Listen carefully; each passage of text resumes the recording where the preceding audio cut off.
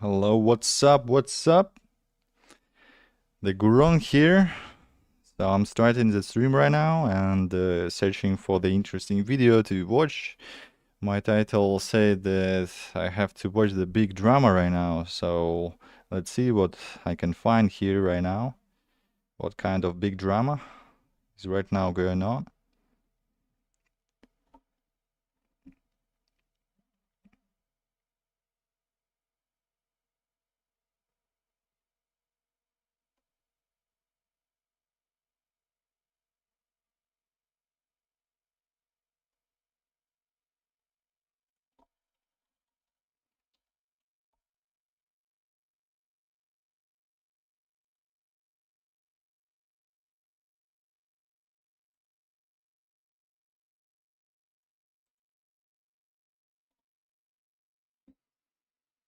Let's see, let's see, let's see, let's see, let's see, let's see.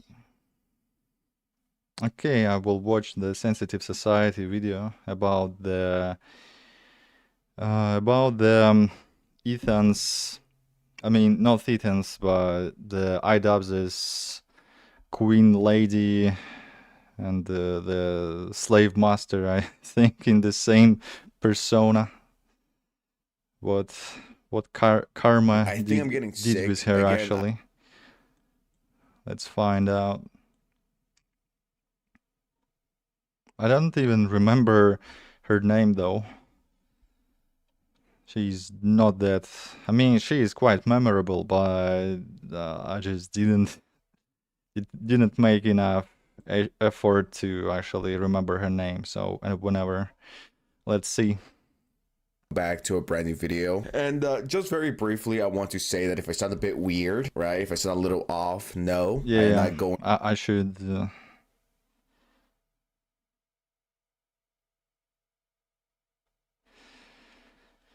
I should just switch on.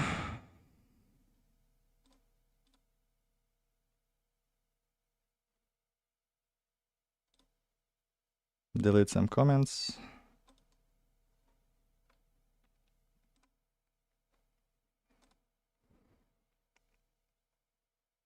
Is my quality actually alright? Yeah, I think so. I think that's just fine. Is bitrate alright? Yeah, it's fine as well. So let's see. through puberty yet again. I think I'm getting sick again. I don't know if it's allergies, but like my voice is killing me. As I'm making this video, it's hurting my voice. So it's either Yeah, A, actually, I'm dying, B, I get ill too a little bit. My throat hurts, and I don't know what even happened here. I didn't really get cold or anything, so it just hurts my voice right now and my tongue and my throat. E, puberty at the age of 25 years Shit. old, or Right C, now it's my going vocal on. cords are fried and it's Jover for me. So, but is being sick or allergies or something even worse gonna stop me from talking about Anissa Jamha and iDubbbz Anissa, Jamha? yeah. No, absolutely not. Absolutely not. If I didn't have a tongue and talk about whatever the fuck there is to talk about. So if you appreciate my bravery and sacrifice doing this, subscribe to the channel, drop a like, or as my friend Ludwig would say, let's up those numbers! To catch up to This speed, the became last time we iconic talked about iDubbbz and so Anissa, fast. Creator Clash was over. Yeah, I like how is he actually pronouncing it so energetically to make his friend with the drinking disorder basically get over drunk and do some wild shit. Ludwig is in so big trauma right now, and he's made the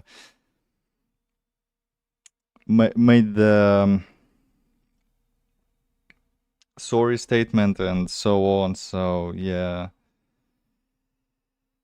he's just looking really pathetic. canceled, it wasn't delayed, it was finished. I celebrated, you guys celebrated. I mean, the title is pretty accurate. They finally got what they effing deserve. Ha ha ha ha ha. I don't know why I said it like that. Ha ha ha ha. That's the last time we talked about them, and ever since then, Anissa Jomha has been on a generational crash out on Twitter, and we're gonna talk about that. And I think enough yapping, let's just get right into it. It all started because of this clip right here. Ethan claims he will never be done harassing iDubbbz' wife, Anissa. Based? Why does bro focus more on the women in his harassment? I hate these people already. This is not about man versus women. This is about being an idiot, all right? And if you're a woman and you're an idiot, you should be called out. What are we doing here? Why are we going back to 2016 behavior over here? She's a woman. She can't be criticized. It's like, it's Anissa. We're not talking about a saint over here. Let's watch the clip that pretty much got all of this going. Okay, go on. I'll never be done. I will never be done with you. That's how much you've betrayed me and how much I want you to know. Yeah, the iDubbbz and the H33 has been the nice buddies before, and right now he just made the content co-op and they became clashing and stuff, so it's quite of a betrayal. How much you lose and I win. Do you understand, Anissa? And I'm not even talking to iDubbbz anymore. He's insignificant. He's gone. iDubbbz is legitimately MIA and in the cuck chair all at the same time. How someone does that is beyond me. That's gonna be a whole different level of cuckery right here. I mean, I do love being pity, so this is based. Like, take a shot every time I say based in this video or any of. Yeah, Anissa right now is basically running the iDubbbz channel and his life mostly. Yeah, that's actually sad him to see himself, the iDubbbz, in that kind of state where he's really submissive towards his queen, and and how based he was before in comparison. That's just straight out said. I even considered to create the channel about translating the iDubbbz into the Russian audience, but I dropped this idea for good. My other videos for that matter. Anissa, you're the one, you're coming center stage. You're gonna start streaming now. I want you to understand something. Yes.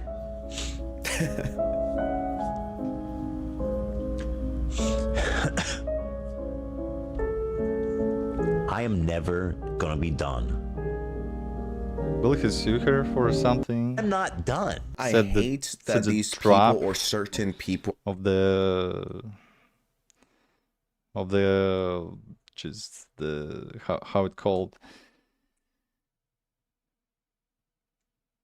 the copyright trap, how he set it up with for the Frogan and to other goons. Or going down the route of Ethan hates women, Ethan is a misogynist, Ethan is an incel, when that's literally impossible. How can you be an incel if you're married and have 2-3 kids? That is beyond me, but I guess these people love to move the goalpost every single time it's beneficial to them. So, okay, whatever. Let's see what Anissa Jomha's response was. I don't care, bitch. Join the club of ugly, out of touch losers. Yeah, get owned, Ethan. Get owned by Anissa. She just called you ugly and out of touch. Am I back in like elementary school? This isn't even a middle school insult. This is a fucking elementary school insult. Oh, you're ugly and you should hang yourself. Even though you're 6 years old, you've lived long enough, Lil YN. It's over for you. Like, bro, Anissa's like 40 kind of years old, I typing like a high school mean girl. And do I believe Anissa is an evil witch Disney villain? Yes, I do believe that. I think most of the villains that are, she's just a classic mean girl that got popular, and look at the way she's running stuff. I mean, she destroyed iDubbbz. She unironically destroyed his career, and on top of that, she destroyed a boxing charity event. But when I talk about she, I mean iDubbbz and Anissa, but since they're married, they're one. But I blame Anissa for everything. As a matter of fact, I blame Anissa Jomha for 9/11. She probably had something to do with that, all right? If I gotta keep it real with you guys. If your first response is to call someone, these jokes are getting out of hand. out of touch More and loser. more. You're not addressing anything. You're just like, he's ugly, so your opinion doesn't matter. It's like, okay. Bro needs a lobotomy. Stat. Who the fuck is this? This is more than What enough for is me to be that? like, yeah, this bitch is Statistics? annoying. I love Siren? this response. Ugly? Out of touch? Losers? fish? Says the OF girl whose only real job was Dairy Queen from over a decade ago. Now, I can't really speak out on this because I've never had a real job. Yes, that is true. All I've known is YouTube. I don't know. Anytime I get to clown on an idiot, it's like, why not? And I got a serious question. Is this iDubbbz's or Anissa's cage? Who takes turns here? Commentary YouTubers have no Even the cage and the cage is almost the size of the Anissa. Sitting down, yeah, that's just wild. I think the iDubbbz is sitting here in this cage and woofing anytime he wants some food. idea what it is to work a normal job, let alone put on a whole event. I mean, What you're about not wrong. herself? You're not wrong. About working the normal job, like what is it? What is even normal job? Like 9 to 5? Just shut the fuck up. Commentary YouTubers, indeed, I guarantee you most of them have never had a real job. And no, I'm not saying all of them, but most of us, no, we haven't. Just because I've never had a real job, because I was going to school at the time and then I started doing YouTube, so that's a reason why, you know what I mean? It's not because I was just lazy and sitting on my ass and doing nothing but fucking gooning and watching fucking top 5 scariest Reddit moments caught on camera gone sexual. No. It's not because I was just lazy, it's because I was going to university and then I dropped out and then I started making money on YouTube and I was like, Mom, I'm just gonna do this. So Anissa, the only job you've had over the last 10 Yeah, years and he is grinded like really spreading well, them cheeks for like actually. $7 He's quite per popular. month. And then we get an unexpected guy, guest the in this reviewer. video. That is the one, the only, Good for Mr. him. Let's up those numbers. By the way, make sure you hit the subscribe button. It's free, and I will deliver the content straight to you. Make sure notifications are on as well. So Ludwig decided to jump into this, and well, this is what he had to say. And spoiler alert, I hate to say this, but this is a Ludwig W, and just saying that makes me want to puke and like die. This has been dead for a while and like on life support. You know, this has been in a vegetative state. So it is, I think, ultimately the right call that they canceled it. Because if they had gone through with it, I think it would have done so bad. Ethan Klein did it. Okay. I'm not trying to be controversial here. But I do think iDubbbz posting the content cop was one of the dumbest moves ever. Once again, Yeah, I remember he's pretty much actually just regular statement about just that was stupid, and that was actually really stupid. But yeah, against him, his own crew of the Gunners like Hassan and that all kind of people just started to yell and try to say some slurs. And what did they do actually? To the Ethan, they tried to pull on the Ludwig as well, so that's just messed up. I hate that I have to say this publicly in front of all of you guys, especially after I was low-key at Ludwig op over the last few days, but bro is right. Bro is right, and I don't care what anyone says. That's just right, because it was actually stupid. Him making that content It cop was and really putting it stupid. out before the event and not even promoting the event. That content cop dig even more hole for the reputation of the Ethan, and he's pretty much dead YouTube channel. I mean, not 100% dead, but he made his reputation even less nice, I would say. on that content cup directly multiple times, plugging it, that did more damage to the event than most people want to admit. Like, and the event yes, as well. you have to be brain dead to be like, I don't think this did anything, guys. I blame Ethan Klein for this. No, Ethan had nothing to do with this. Like, he got called out of nowhere, right, by this former friend, and it's like, well, yeah, you're gonna respond. No shit. Like, was Ethan supposed to stay quiet until after fucking Creator Clash? Being respectful towards someone that's not being respectful to you? No. So once again, I'm biting my tongue here, and Ludwig, I might have to copy your Cowboy Bebop collab after this, and I am ashamed to say this. Goddamn, we got a Ludwig W here. Straight up. I mean, that just was the pretty That was crazy. basic stuff what he just said, but in case of his own audience was just really leftist, so his audience and his friends turned against him. So, so maybe he will make some new audience. We'll see, but I don't think so. I think it was not considerate of how many other people would be dragged into the situation who don't give a fuck and just want to fight. You know, make that video when Creator Clash isn't happening, I would say. I'm with Ludwig 1000% here. Ethan did not kill this event. Ethan did not steal money from charity. If anything, that was iDubbbz and Anissa. I said this on my last few videos. Who can you blame directly for this? You have two people, all right? You have iDubbbz. I mean, should I say iDubbbz, and John they Ha, actually and Anissa steal John the Ha, aka money Anissa from the the Greasy. charity. It's their fault. That's basically a crime, isn't it? The situation and the event They scammed the is, well, people and they made the advantage from the charity and made the charity event their own profitable thing, and basically stole the money from the actual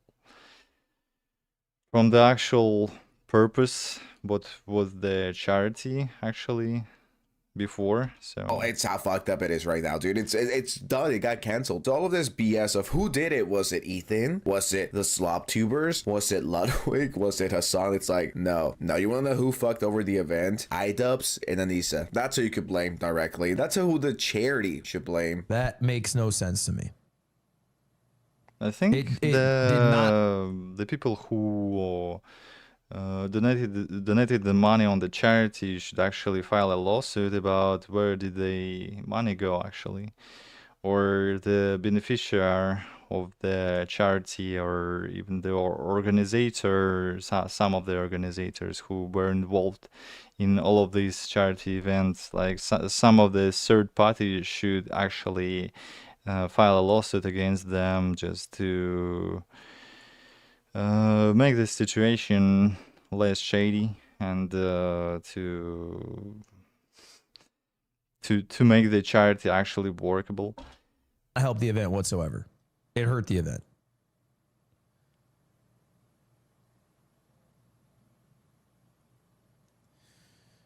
Yeah, I mean, no one went to bat but Hassan for him. But like, also, Hassan's audience isn't watching fucking boxing events.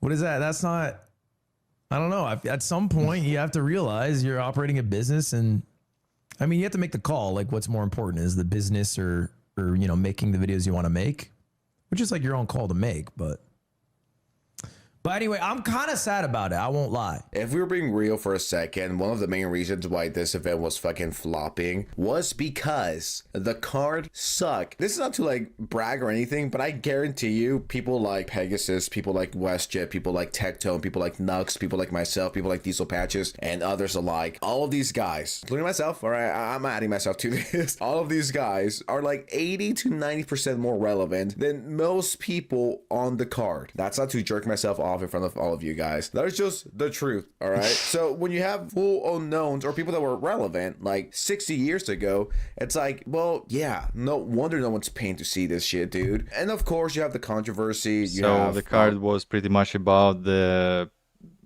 mostly unknown, the people fighting each other for the really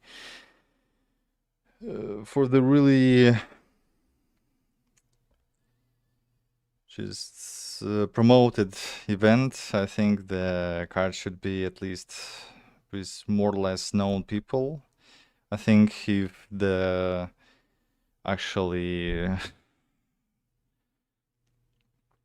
even the people from the fish tank would clash each other on the creator clash or some shit, that would actually make way more revenue from it, and the hype or the the same height versus like the Hassan is the final round at the main event. That would be the freaking gigantic fight of the millennia.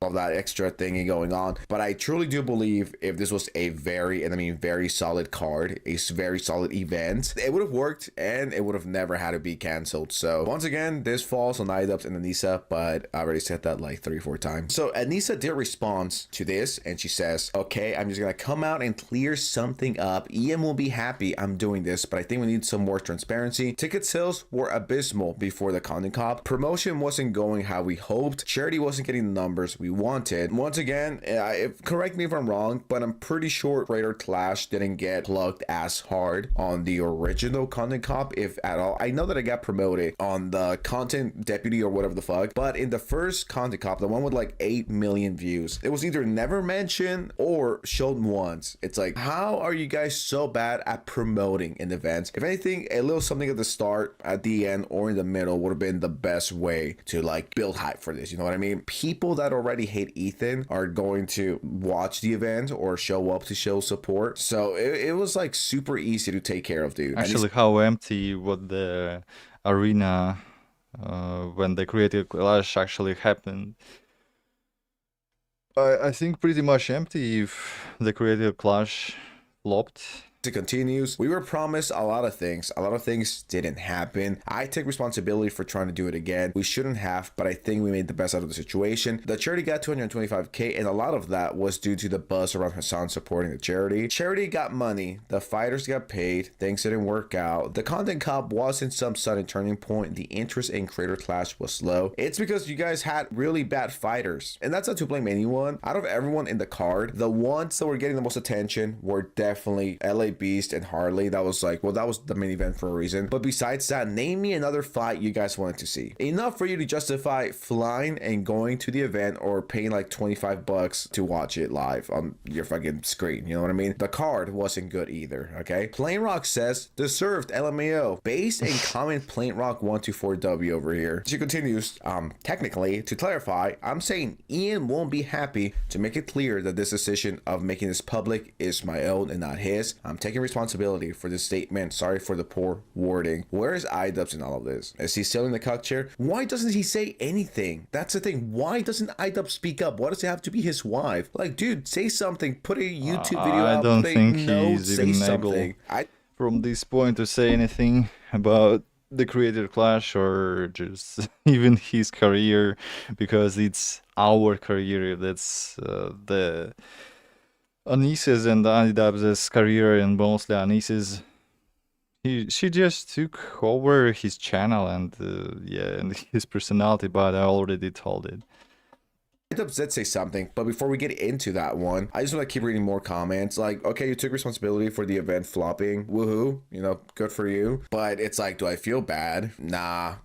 Like Plain Rock said, deserved LMAO. And so I made this. Ian won't be happy, but I'm gonna do it anyways. This fucking Anissa Jamha Soy Jack. I can't laugh right now. If I laugh, it literally feels like I swallowed like 4 fucking blades. So, you know, I can't laugh like ha ha ha ha. You know, I'm laughing just internally, okay? Someone actually said this to Anissa, and Anissa did respond. Gee, it's almost like tanking the last one is why so many people saying you're doing a third one was a stupid idea. The content cop only made things worse. She responds with, content cop didn't make things worse. Me choosing to try again was a mistake. We had a lot of people in our ear promising things that just weren't delivered. I don't know what happened behind the scenes. I don't know what kind of stuff was promised. I wish we would be able to talk about it. I wish Anissa would tell us so we could, I guess, gain a little empathy for everyone involved here. I said this on my last video. I do feel bad for the fighters that took time out of their fucking, you know, work schedule, people that invested into this for it to not work out. I do feel bad for the fighters. I think it's a very shitty thing to do, to be such an egomaniac to the point where you're willing to sabotage not only your, I guess, career, but everyone else's, just so you can be pity and make a fucking content comp on Ethan. And on top of that, the video sucked. So yeah, congrats, you played yourself, dude. I do believe if iDubbbz would have plugged Creator Clash a lot more in the OG content comp, and the card was in the card, even the promotion hasn't been that controversial, like if he didn't just drop the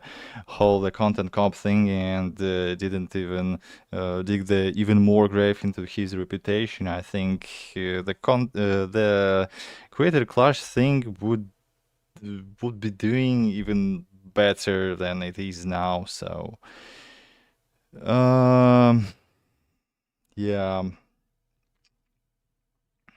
but but he did what he did. He just ruined his reputation even more, and that's pretty much sucks. was better, the event would go on. I am like 90% sure that could have actually been a real thing. Damn, so everyone saying Ethan ruined a charity event are wrong. Anyone that genuinely thinks that Ethan ruined a charity event is a fucking idiot. Ethan didn't ruin a charity event. Come on, stop, please. Be serious for a second, dude. Ian won't be happy. Man, does he ever be happy? No. Ian cannot feel happiness unless his wife tells him to. Why would you care about iDubbbz? Are you pegging? Ian won't be happy. We know, yeah. Then we get this insane update, and I don't know how real it is, so take this with a grain of salt, but it says, so iDubbbz and Anissa are selling their house to pack up for Canada, according to this person. They owe $720K on the house from what I can tell, and are trying to sell it for what they paid for. After realtor and selling fees, they might come away with $150, give or take. Okay, I mean, I don't think this spells the end for iDubbbz. I don't think iDubbbz is gonna be homeless. I think in order for iDubbbz to go homeless, a lot worse shit needs to happen, but I think he'll be fine. I don't think he's gonna fucking go homeless and, you know, also start an OF with his wife, so I doubt it. And before we keep going, because there's still more stuff to cover, I saw this list going around. I don't know how I found it. I think someone tagged me on Twitter. By the way, I have a Twitter. It's this one right here. Fun fact, I do have a Twitter account. Brand new Twitter account. It's linked in the description. Follow me. Let's get that clouded. That'd be much appreciated. Besides Instagram, that's where I'm the most active. And if you go to my replies, you know that we do be doing a little trolling sometimes. All right, so make sure you follow the Twitter, link in the description. So someone made this post and they just said, know your enemies. And it's this meme, war on terrorist propaganda, Wikitubia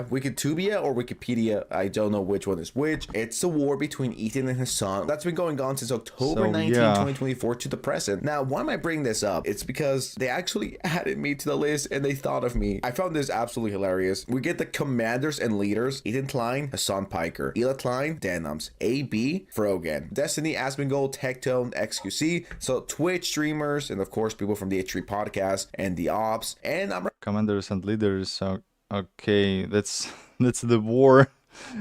Literally. Ethan Klein, Hassan Pike, or Wikipedia. War on terrorist propaganda. Holy shit. Billinger and what is this even word?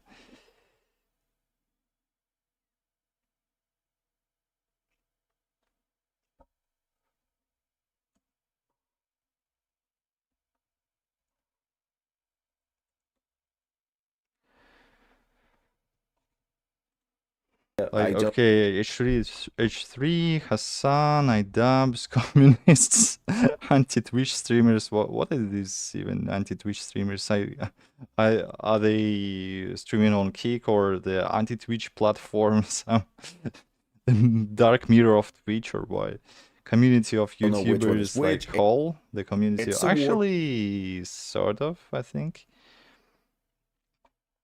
Between Ethan and his son. That's been going on since October 19, 2024 to the present. Now, why am I bringing this up? It's because they actually added me to the list and they thought of me. I found this absolutely hilarious. We get the commanders and leaders: Ethan Klein, Hassan Piker, Ela Klein, Denims, AB, Frogan, Destiny, Asmongold, Tectone, XQC, so Twitch streamers, and of course people from the H3 podcast and the ops. And I'm right here. I'm right next to my amigo Pegasus, WestJet, and Nux Taku, and Rob's Media. So, you know, we got the goats post over here, all right? Someone actually took the time to make this. And then Anissa goes back to, you know, posting, doing what she does best and set subliminal messages with pics of herself. What's all the hubbub about? I'm so nice and sweet. Then she continues, look, I'm even capable of smiling. How can you be so mean to someone who can't smile? Bro, come on, you know what you're doing here. I don't know, guys. I'm just being silly. Look how cute I look here. Make sure you drop a like. Anissa also tweeted this. I am once again asking what my ultimate sin was aside from being married to the man who made the content cop on The King. Ethan doesn't know us as well as he claims, especially not me. He's as knowledgeable about our private life as the average viewer. How real that is, I guess, I was gonna say, let's take her word for it. Do not take her word for it. All right. I think a person that has lied over and over, let's say like 20 billion times, and then he's like, well, I swear, guys, I promise I'm telling the truth this time. I trust someone like that more than Anissa. Anissa is a manipulative, I mean, anybody could be trusted more than Anissa, actually. Like, who could be trusted even less than Anissa? I think it's barely possible to be trusted less. Like, she's not making the impression of the most trusted person, I would say. From high school who, you know, somehow got with iDubbbz and, you know, now thinks she's a hot shit. But none of the events they do together do well. So ever since she, I guess you can say, she ruined or destroyed iDubbbz's career. Now, we did get iDubbbz to respawn for once. I don't know. I guess he's not dead. This is from Discord, I believe. iDubbbz says, you're allowed to talk about it. I just choose not to because it's not something I want to occupy my brain with. Punching brain emoji. Is this your brain after the boxing event? Is this what happened to you? Yeah, guys, I'm gonna let my wife respond on my behalf about everything. I'm not even gonna do shit. I'm gonna reply to some random guy on Discord, but I'm not gonna give my fans an actual explanation or tell them why or anything. My wife could do that. My wife could peg me. My wife could fuck other people, but I'll just send a little Discord message. I don't want that to occupy my brain. My wife will take care of everything. Have I mentioned that I love my wife? I mean, little bro, what is exactly occupying your brain? There's nothing in there. That shit's hollow. And then she went back to making her very delicious raspberry pie. Yay, I am so excited. And to wrap everything up, and I might make a follow-up video to this, I most likely will. I gotta keep it honest with you guys. But since I've been sick, there's been a lot of stuff to cover. Let's end the video with something actually epic. Well, not epic, but I'm just gonna touch the surface on this. So Denims, you know her. I made a few videos on her. She said this about Ethan Klein. I don't want to fumble this one, even though I might be a little nervous to cover this, guys. She says, getting sued for copyright infringement, so time to slut it up, I guess, lol. And Denims shares these pictures. Okay, let's just see the next one. All right. Oh gosh. Yeah, I know why he made the OnlyFans, and actually he made some really nasty comments about the overweight people. She isn't looking like the average communist. She's too hot to be the average communist, I think.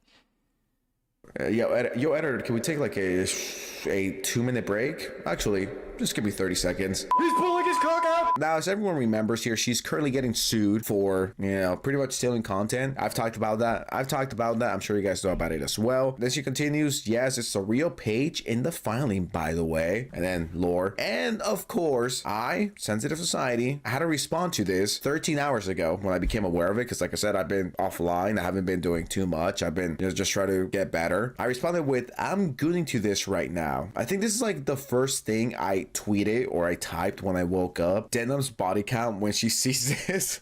And it's a Ludwig video. I gotta drop a And his line. body count when why?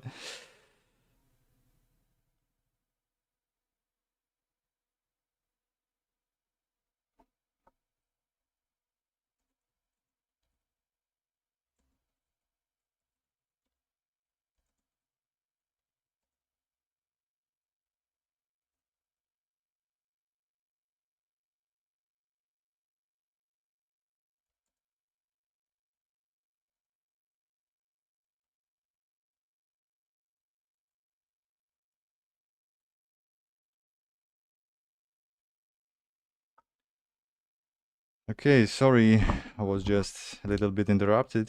Just try to Let's get continue. better. I responded with, I'm going to this right now. I think this is Oh my like the god, first that's so thing I nasty. tweeted or I typed when I Why did he even tweeted this?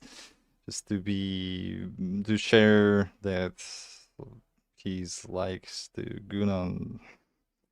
woke up. Oh Denim's body Jesus. count when she sees this, and it's a Ludwig video. I gotta drop a like. Unk going crazy on my timeline. This man, someone save me. So I guess the normal response to getting sued is just like dress up like a sexy lawyer, and then in order to like bait sad pathetic individuals. Not me, guys, because I'm clearly trolling. Okay, I'm like unironically because I know there's like I was reading the comments once, and there was like this guy or a few people were like, sensitive, stop simming for denims and others. It's cringe. It's pathetic. It's like, can you guys not fucking tell when it's been satirical? Like, come on. How could anyone ever see this with these 3 fucking yummy, thirsty eye emojis? Be like, I think sensitive is being real about it. And yes, I'm crashing out because there's people out there that legitimately think I'm like shooting my shot with fucking denims out of everyone. It's like, no, it's called being satirical. Okay, it's being a little troll, getting a little silly on main. By the way, have I mentioned that I have on Twitter? It's linked below. You gotta follow me. This is like the place to be if you love me.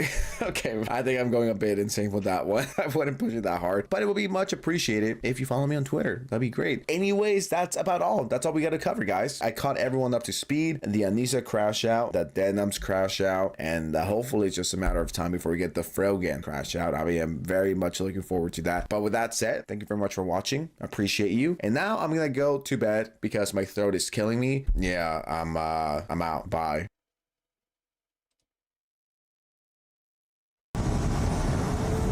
Crumbling Pharaoh Okay. Mazula, and there's a wizard over here who did not aggro the banished knight. That may be your undoing, sorry. wizard. I'm sorry. Was a little bit interrupted here. Listen. Guys, there's beauty to be had here. You must fight and entertain me. That's gonna hurt. Yeah, actually I can watch some Dark Souls video right now. That's fine.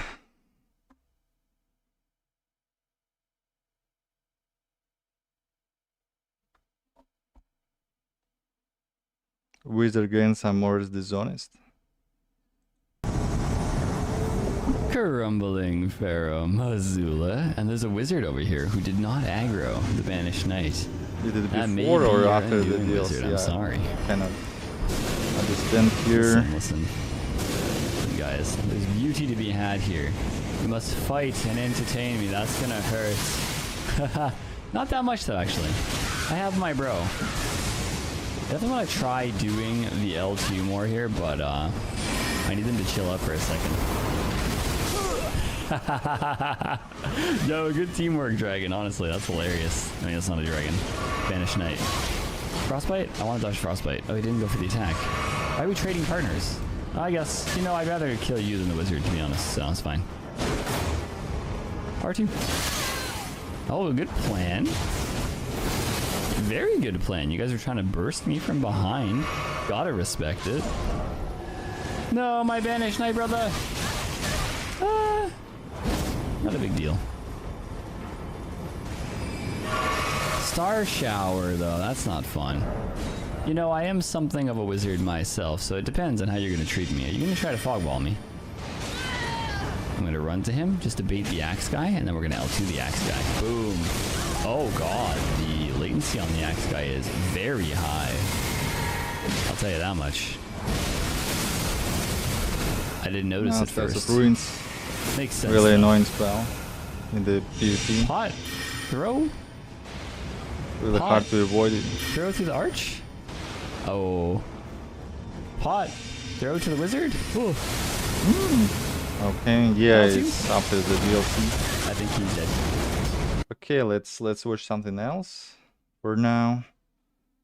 And actually, I didn't really switch on the next scene, so okay.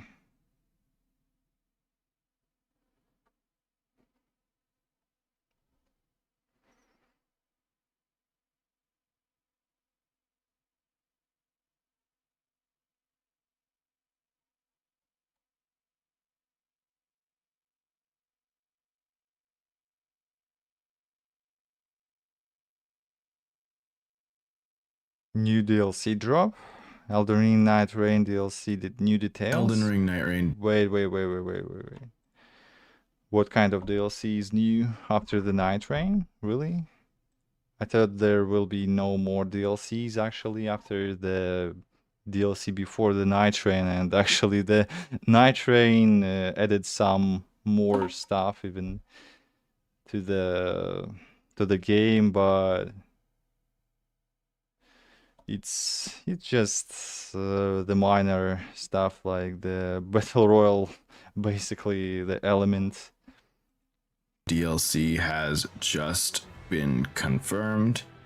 If you've been enjoying Elden Ring Night Rain so far, have been having a whack at the new Everdark Sovereigns, or whether you just started, the deal with how the game is being handled Yeah, I would is love actually pretty simple. join There the are Elden a Ring grand stuff, total but of 8 bosses that my can be made in the PC is too Everdark weak Sovereigns, and for we have it, just hit unfortunately. 3 in the Sentient Past.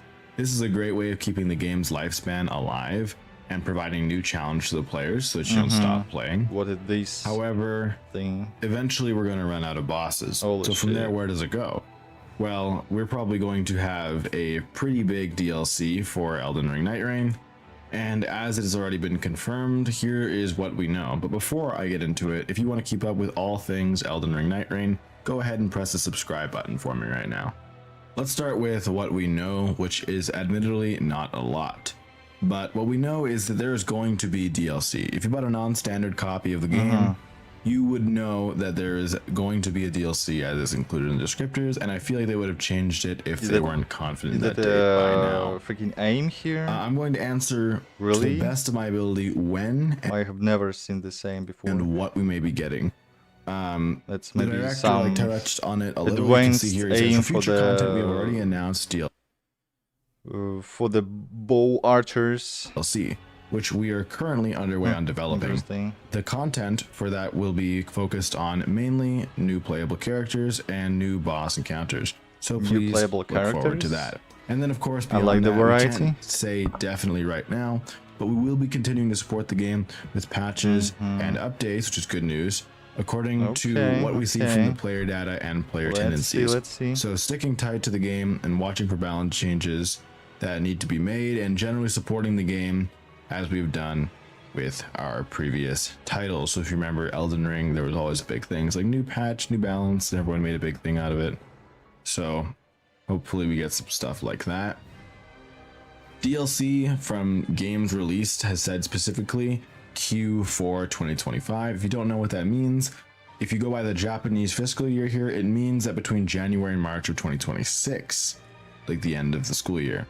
But it probably means that the holiday season before the end of this year, to be honest, if it's saying 2025. Because if you look at the timelines for when we'll be out of Everdark Sovereign fights, that's about the start of August, which makes it a good time to give some news on maybe some DLC. And considering the fact that Duskblood needs its own time Actually, to I mark itself in 2020. really remembering the statement of the FromSoft that the DLC before the Night Rain was actually the last DLC. I will be impressed if there will be even new DLC after the Night Rain. I wonder on which game actually FromSoft is working right now, because I know that FromSoft don't like the sequels, so maybe we will have the new kind of Souls-like after a few years. Who knows? 6. I assume that the DLC will be in 2025, perhaps before December. If you look at the big confirmed topics, I bet what everyone's excited about is namely the new Nightfarers and new Night Lords. As far as the two goes, the easiest one to speculate on is obviously going to be the new Nightfarers. I say obviously because we don't really have some roles that need to be filled in a multiplayer game. We don't really have a healer type character. The Revenant scales with faith, and the Revenant has an ult that can be used to heal. But to be perfectly honest, the Revenant is not really supported for a healer exclusive playstyle. And really none of the characters are. You got Bird Boy who acts as a tank, but you don't really got a There are specific basically, designated healer. basically no characters which are working as a heal, because every character should actually deal damage in the Elden Ring and in that kind of game. because you just cannot rely fully on your mates, I think. Just not that effective. So a designated healer character is probably something we'll be getting, considering the fact that we probably almost undoubtedly will be getting Shadow of the Erdtree content from Elden Ring in Night Rain. We could have some night farers like that. So maybe the martial arts weapon classes might be on the table Actually, for their own night farer. I think martial that art would be really weapon cool. classes will be cool. Or what is in all probability one of the more likely ones is a perfumer starting class. If you've played the Convergence mod, you know Perfumer. that's something that people have modded into Elden Ring. So if we can get it in the Elden Ring cool. Night Rain DLC, that would be really dope in my opinion. Moving on to the new Night Lords, I think. What out the of hell the is new this? Three-headed fox? Or the dog, or what is this even? I haven't played Night Rain, of course, too. So yeah, that's the footage is different from what I expected actually. Night Lords, there's not a lot as you can speculate. Holy shit. There isn't really a lot missing from the original Night Lords. But they all The kind of Sith go Wolf off of debuffs or effects, right? They all need to have some sort of Became weakness. really So if unrecognizable. we're betting on stuff here, what do we not have? Well, we do I not like the have a Centauros, actually. Deathblight effect It looks really epic. boss. We don't really have a boss that inflicts poison. Adele is weak to poison, and Soulstar gets access to poison if he absorbs Adele's skybox. We don't have a designated What the shit poison is Night here? Lord. So I think in all probability we'll see a Night Lord maybe that uses some sort of poison or even Scarlet Rot type thing or Destined Death. One of those three debuffs for sure. I can almost I'd put money on it. So absolutely, as far as new Night Lords go, debuffs like that, definitely something we can expect. In terms of archetypes of I guess the mold, is we don't really have any Night Lords that would not work if you put them in Elden Ring. They are all kind of Elden Ring bosses put in this kind of crackhead speed movement simulator that is Night Rain. So if we wanted to get something that's really I liked Everdark Sovereign Adele, where you could jump with the character through the Spirit Spring into the tornado. I mean, in Elden Ring could have done that with maybe Torrent, but it was still cool to have a thing that was like a Night Rain thing involved Rain? in a boss fight, and I would love to see more of that. Some stuff that makes use of more I don't know, maybe climbing on some sort of golem would be really cool. So that's probably something that I would think. We don't really have a spellcaster. Did you or is assume it- that the next boss will be something like the boss from the Shadows of the Colossus, or what? really wanted to go down on the path of effects? We don't have a Destined Death boss either. So a Destined Death Malekith type fight would be really cool. So that would be fun, because I know a lot of people really like Malekith from Elden Ring, so that would be dope. As far as confirmed Shadow of the Erdtree content goes, we do have Golden Hippo, obviously, who's made an appearance for some reason, but outside of that, we don't really have the weapons, so we're likely going to get some more stuff from Shadow of the Erdtree. So people who liked using certain weapons from Shadow of the Erdtree, new weapon classes, those are probably going to be re-entering in Elden Ring Night Rain's DLC. In terms of bosses and whatnot, what are we going to be getting?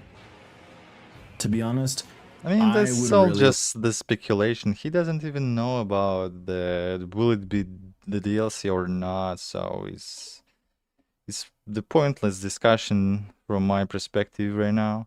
Just we don't have any sort of thing to support any theory here.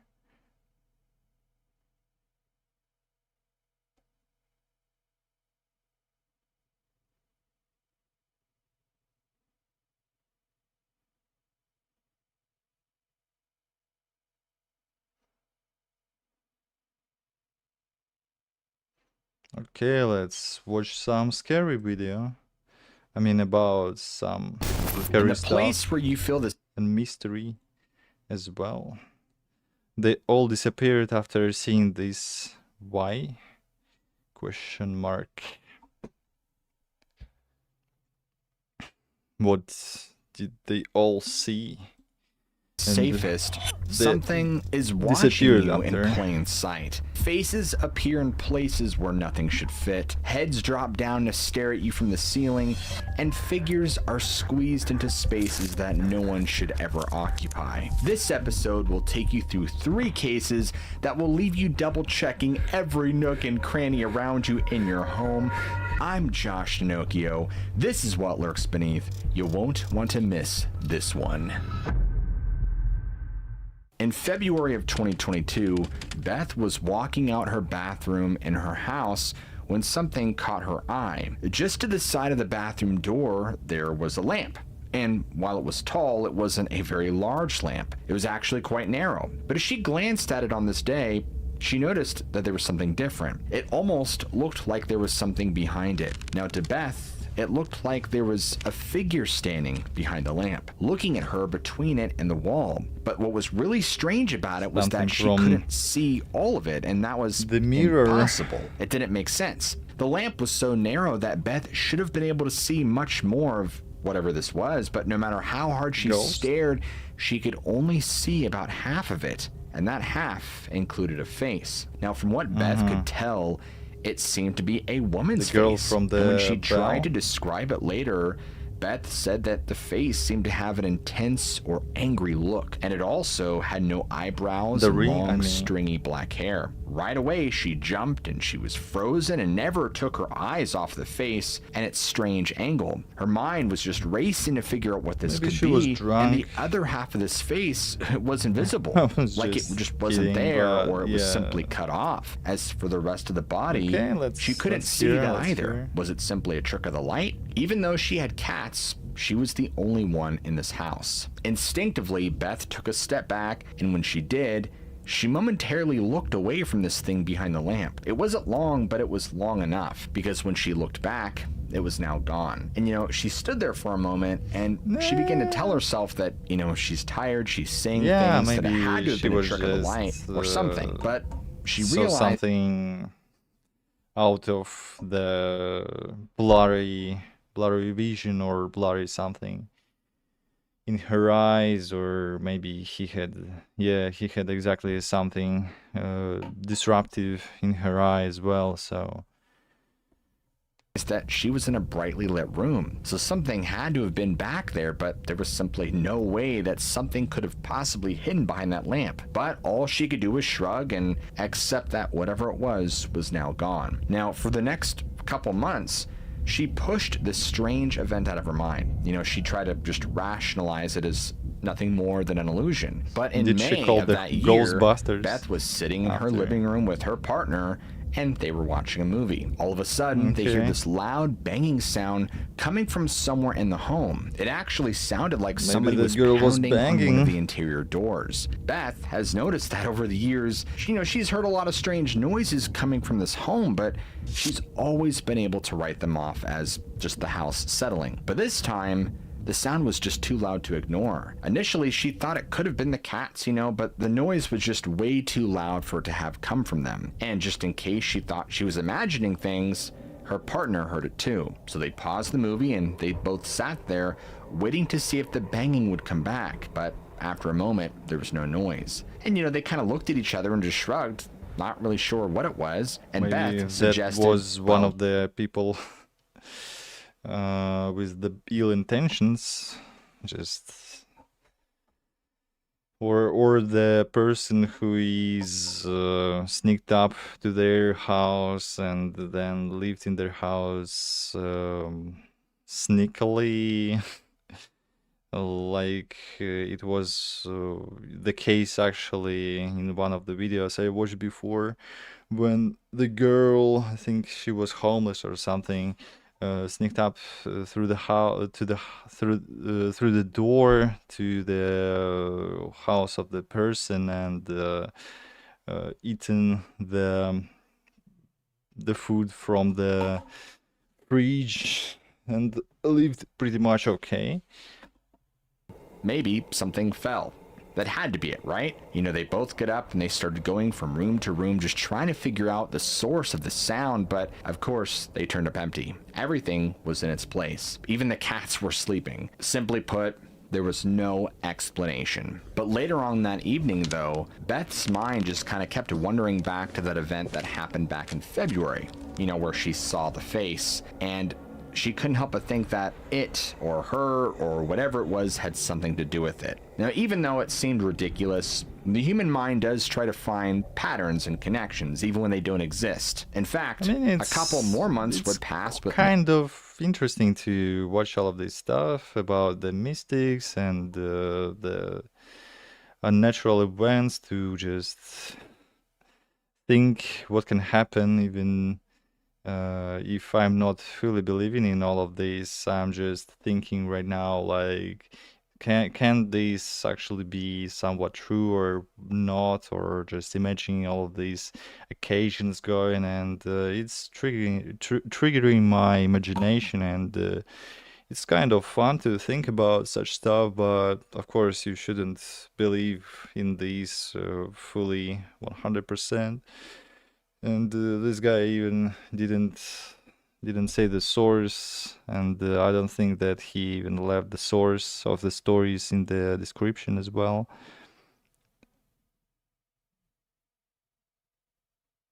But yeah, that's just basically the creepypasta, like strange occurrences in the home. But then something spooky to hear really odd before happened. Something sleeping, that took and Beth back to the the first sleep day not outside the that bathroom. good. It was night, and Beth was in bed, and the room was mostly dark, and her partner was fast asleep right next to her. But Beth was wide awake, you know, just staring at the ceiling, thinking about work-related things that were stressing her out. At some point, she kind of just turned her head to look at the side of the room, and she saw it again. It was in the exact same spot where she had seen it back in February, behind that same lamp next to the bathroom door, and in fact, it appeared the same way. It just the top part of what appeared to be a face hovering between the lamp and the wall. Now, granted, this time the room was darker, but there was no mistaking it. She knew that this was the same thing that she had seen before, and her body immediately If you will imagine that is actually happening, that's quite of a spooky thing. Sense that something was really wrong. Wanting confirmation that she wasn't crazy, she wanted really badly to wake up her boyfriend sleeping next to her, but she wasn't sure if she should reach over and shake him or not, thinking that the figure would simply disappear as soon as she looked away. And what would he do if he did see it? I mean, she had no idea what this was, and she didn't know if it was dangerous. In what felt like this act of courage that took every ounce of her strength, she reached over, turned on the lamp on her bedside table, and as soon as the light filled the room, you know, her boyfriend kind of groaned and rolled over, but he stayed asleep. And of course, when she looked back at the lamp next to the door, it was gone. I mean, that is actually could be the hallucinations when you are trying to get up from the sleep, or when you're just in between of the sleep, and when you are awake, you can hallucinate actually.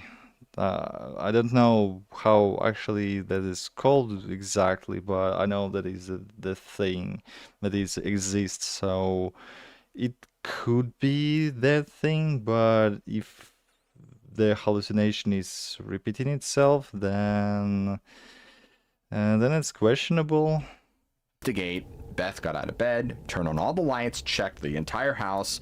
You know, she looked behind furniture, under the beds, and sleep paralysis demon, and couldn't find anything. Probably the most disturbing thing about all this is that she had seen the figure in the exact same location. How was it connected, though, to the sounds like the banging? She wasn't sure, but she went to spend the rest of the night in the living room with all the lights on, and she wasn't going to sleep at all. She was just going to wait for the sun to come up. Unfortunately, she never did find out what it was or I think what that it is for wanted. good. What Beth saw peeking out at her is anyone's guess. It could have been anything, but whatever it was, its ability to defy the laws of physics and appear in the tiniest of spaces suggests that our reality is not its home, that it comes from somewhere else. But the thing that peeked out at Beth sounds a lot like the Sakima Onna, or the Gap Woman. The Gap Woman is a type of supernatural entity from Japanese folklore.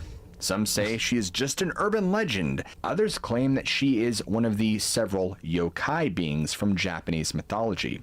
But And whoever she crossed the sea to spook the Americans. Really high effort put here. or whatever she is, the Gap Woman is said to haunt the narrow spaces within our very homes, be it the sliver between a dresser and the wall, beneath the bed, or even the smallest cracks in the floorboards, or, like in Beth's story, between a lamp and the wall. In the grand scheme of things, stories about this being are relatively new, although not as new as you might think. While lots of people know about her through the internet, the Gap Woman's origins trace back far earlier, having first appeared in a collection of Edo period legends compiled by Negishi Yasumori around the beginning of the 1800s. Negishi was a samurai who held a pretty high-up admin job during the last years of this time, and in his free time, over the course of decades, he gathered all sorts of stories and folktales from people he met. He actually ended up putting them together in a 10-volume collection called Mimi Bukuro, with 100 stories in each, and one of them contains the first appearance of the Gap Woman, and it went like this. A young man who owned a tea shop had just moved into a new place. Not long after, he noticed something strange with the sliding door on the second floor. It would only open halfway, and when a servant tried to fix it, the door jammed. But weirdly, when the shopkeeper gave it a try, it slid open just fine. Well, the next day it was stuck again, and one of the servants tried to force it open, and out of nowhere, a woman suddenly appeared from the narrow space where the door slides into the wall. She grabbed at the servant, who freaked out and slammed the door shut, and just like that, the Gap Woman was gone. Even that early story shows how the Gap Woman likes to target people. Once she fixates on someone, her constant staring can lead to feelings of isolation or madness. The unluckiest victims disappear. It is said that anyone making eye contact with her gets taken into her realm. To prevent being kidnapped, those targeted often cover every empty space in their home in this obsessive, futile quest to escape her gaze. Supposedly,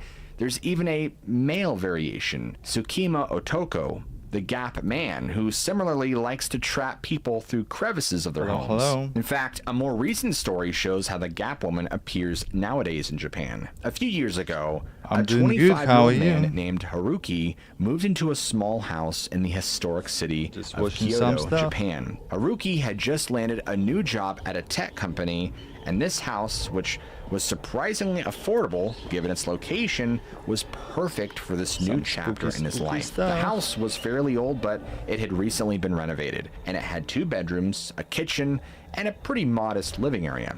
And nothing about it seemed unusual or strange. For the first few weeks, he was pretty happy there. He would go to work during the day, come home in the evening, watch some TV, and then simply go to bed. It was a simple, comfortable routine. But, about a month goes by, and he began to notice some strange things. Like when he was home alone, he would hear what sounded like movement in other parts. It wasn't anything dramatic, but it was like soft shuffling sounds or like someone gently dragging their feet on the floor. Of course, he dismissed it initially because maybe it was somebody moving around in an adjacent unit. But over time, these sounds continued, and in fact, they became more frequent. And he started to feel like he wasn't exactly alone. One night, as he was getting ready for bed, he distinctly heard what sounded like breathing coming from somewhere in his bedroom, but he couldn't discern where. But the sound was so close that it made him really begin to panic. And he immediately turned on all the lights, and he searched the house, and he checked under the bed and inside the closet, behind their furniture. You guys know the gist. Anywhere someone could possibly be hiding. But guess what?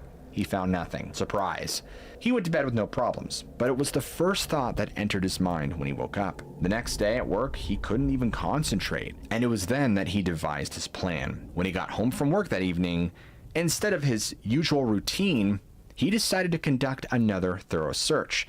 He looked in every nook and cranny, every corner, every potential hiding spot. Either he's going crazy and he's paranoid, or there's something in his home. He even checked spaces that were clearly too small for a person to fit into. And again, there was nothing. Despite winding up empty-handed, he couldn't shake the feeling that something or someone was in his house with him. And over the next several days, he began to seal up what he perceived as potential hiding spots, even ones that were way too small to hide anyone. He used packing tape to cover the gap underneath his sofa, and, he taped over the space behind the fridge, and even the small openings around the AC until he had sealed it shut. I mean, it was clear that he was becoming increasingly paranoid. Well, 2 weeks later, after the sounds Yeah, I first can started, see why. he just If the things are moving in your house and the spooky faces appearing here and there, the strange smells, then something is going wrong and your house is haunted. But I mean, that's a legend, come on. stopped going to work. In fact, he called in sick for a few days and then he just stopped calling altogether.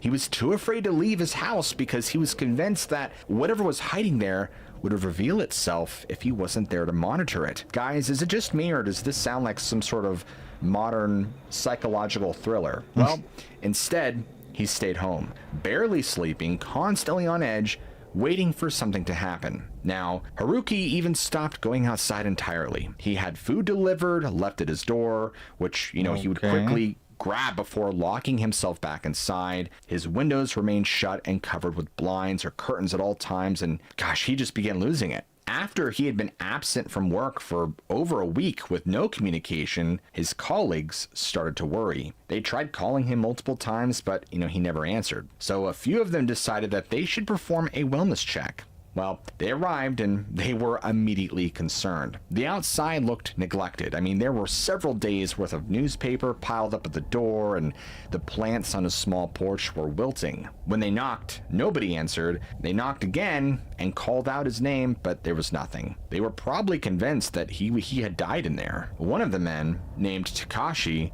was closest to Haruki. He actually tried the door handle, and of course, he was surprised to find it unlocked. Concerned for the safety of their friend, the group of these men entered the house cautiously, and what they saw scared them. The house was in complete disarray. It stank. There were empty food containers scattered everywhere, and I'm surprised there wasn't roaches. None of the trash had been taken out. The strangest part of all this was the tape. I mean, there was tape everywhere. They're covering gaps in the walls and sealing cabinet doors shut. Maybe this guy and it was tried to hide from that being or just went crazy. stretched across the spaces underneath the furniture. It was clear that Haruki was losing his mind by trying to cover every seal possible in the home. Yeah, to Takashi hide called from her, to not make himself visible by that being. Yeah. out to him, telling him that his coworkers had come to check on him. They listened, but there was no response. So the group decided to move deeper into the home, and they carefully checked each room as they went, hoping he was in there, but he wasn't.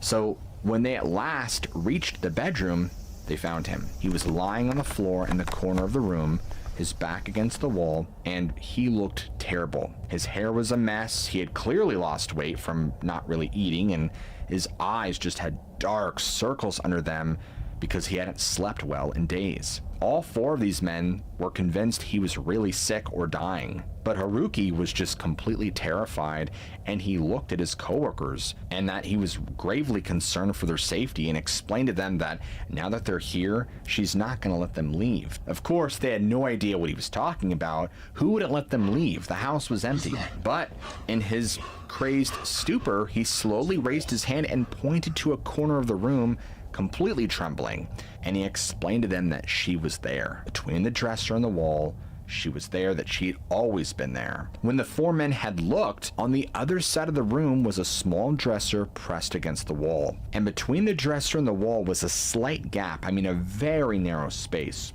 No more than 2 inches at most. But none of the four men saw anything, and they're like, dude, he's losing it. Really spooky, Haruki actually. just went on to explain in these broken, paranoid sentences everything that he had gone through. The sounds, the paranoia, just him trapping himself in his own home. The guy was clearly having a mental breakdown. But Takashi and his colleagues were very worried for him, so they're like, you know what, let's go check out the dresser. he's very concerned about this. And, you know, they wanted to reassure him because they were worried about his well-being. So the 4 men approached the gap between the dresser and the wall. And interestingly, as they got closer, they both felt this chill go down all their bodies. It was really strange. And, you know, they stopped and looked at each other like, okay, this is strange, but all right. And they leaned in to look into the gap. You know, there shouldn't be anything back there, but what they saw made them both jump back, because somehow squeezed impossibly into this 2-inch space was a girl, or at least part of her. They could see her face pressed against the wall, her long black hair cascading down the narrow space, and she was wearing what looked like a red dress, though it was hard to make out in the darkness. Her eyes were wide open and she was staring at them, and, you know, in complete fear and panic, Takashi and the other 3 men just stumbled backwards, and they're in shock, they're cursing, they're shouting. And as that was happening, this pair of slender, pale hands, a woman's hands, reached out into the room, reaching for these men. And in complete panic, all 4 men screamed and they ran out of the room. All of them, of course, just stumbling over each other, trying to get out as fast as they could. They got to the front door, they flung it open, they all ran outside. They got to their car, which was parked on the street because so they actually went out from the home relatively safely, and the door wasn't locked or something like this, or moved from the usual place to nowhere. That's lucky for them. jump inside, they close the door, and they realize something. Okay. They do a body count. Oh no. They had left Haruki behind. Several of the men suggested that we got to go back and save their coworker, but the others claimed that that was a bad idea. And as you might imagine, it didn't take much convincing to just let the police handle it. Well, Haruki's coworkers drove away, swearing that they would call the cops as soon as they were far enough away, but we all know that by the time they reached a place where they felt safe, they couldn't do it. They just couldn't make the call. They were worried that making that call would somehow invite whatever that being was, that yokai, into their own lives. And their indecision led to some serious consequences, because no one ever saw Haruki again. In fact, law enforcement did eventually conduct a search of the house after Haruki was eventually reported missing by his employer, but they found no trace of him. The house was empty. There was no sign of a struggle or anything out of the ordinary, apart from the use of tape on all the openings. And in the weeks after, the 4 colleagues who had seen the girl in the gap began to experience those same strange events in their home. The story goes that one by one, they too all disappeared. Now, by the time anyone realized there was some sort of connection between these disappearances and Haruki's, it was simply too late. And probably the most frightening part of all this, where did these 5 men get taken to? That remains a mystery. Of course, no one knows whether or not Haruki's run-in with the Gap Woman actually happened, or if it's just, you know, urban legend, but we do know that more reliable sources have surfaced over the years from people who describe a very similar phenomenon. Luckily, most people who encounter this stuff nowadays don't suffer the same fate, but that doesn't mean that their experiences still don't leave them absolutely terrified. In April of 2018, a woman named Clara and her fiance Sam were moving into their new apartment in Kentucky. It was a beautiful historic building. You know, it had been built all the way back in 1898, and they were just so excited about this place because it had beautiful high ceilings, hardwood floors, gorgeous bay windows. I mean, the building itself had a very interesting history. It was originally constructed to house offices, but in the 70s, it was converted into apartments. And so the couple loved the idea of living in a space with so much history. But what they didn't realize is that sometimes when you move into a place like that, the history doesn't want to stay in the past. The couple had been living in the apartment for about 2 weeks when they began noticing strange things. They would both suddenly wake up at exactly 2 in the morning, and they just kind of, you know, wrote it off as a coincidence. That there's, I don't know, maybe something about the home, you know, maybe one of them was having a dream, or I don't know, restlessness, but either way, they couldn't figure it out. And one night, Sam woke up at 2 in the morning, as had become their routine, but this time it was different, because as he was laying there in bed, you know, he looked over toward their bedroom doorway and he saw something that really bothered him. What he saw was a hand just a hand gripping the door frame as if somebody Actually, was standing in the hallway. Am I that light right now? Am I, is my face really just lighted? Because I cannot understand here. Let's see. Let's see. Yeah, actually my face is too light up. I can see it right now. Let me make the less hard.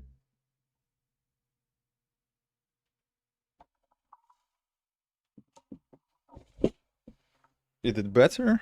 I think so. I have more depth in the picture basically now, so it's fine.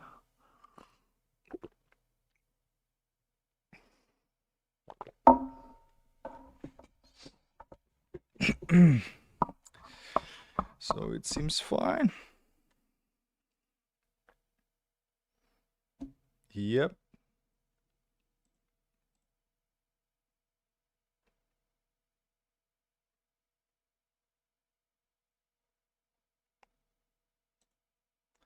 Let's continue.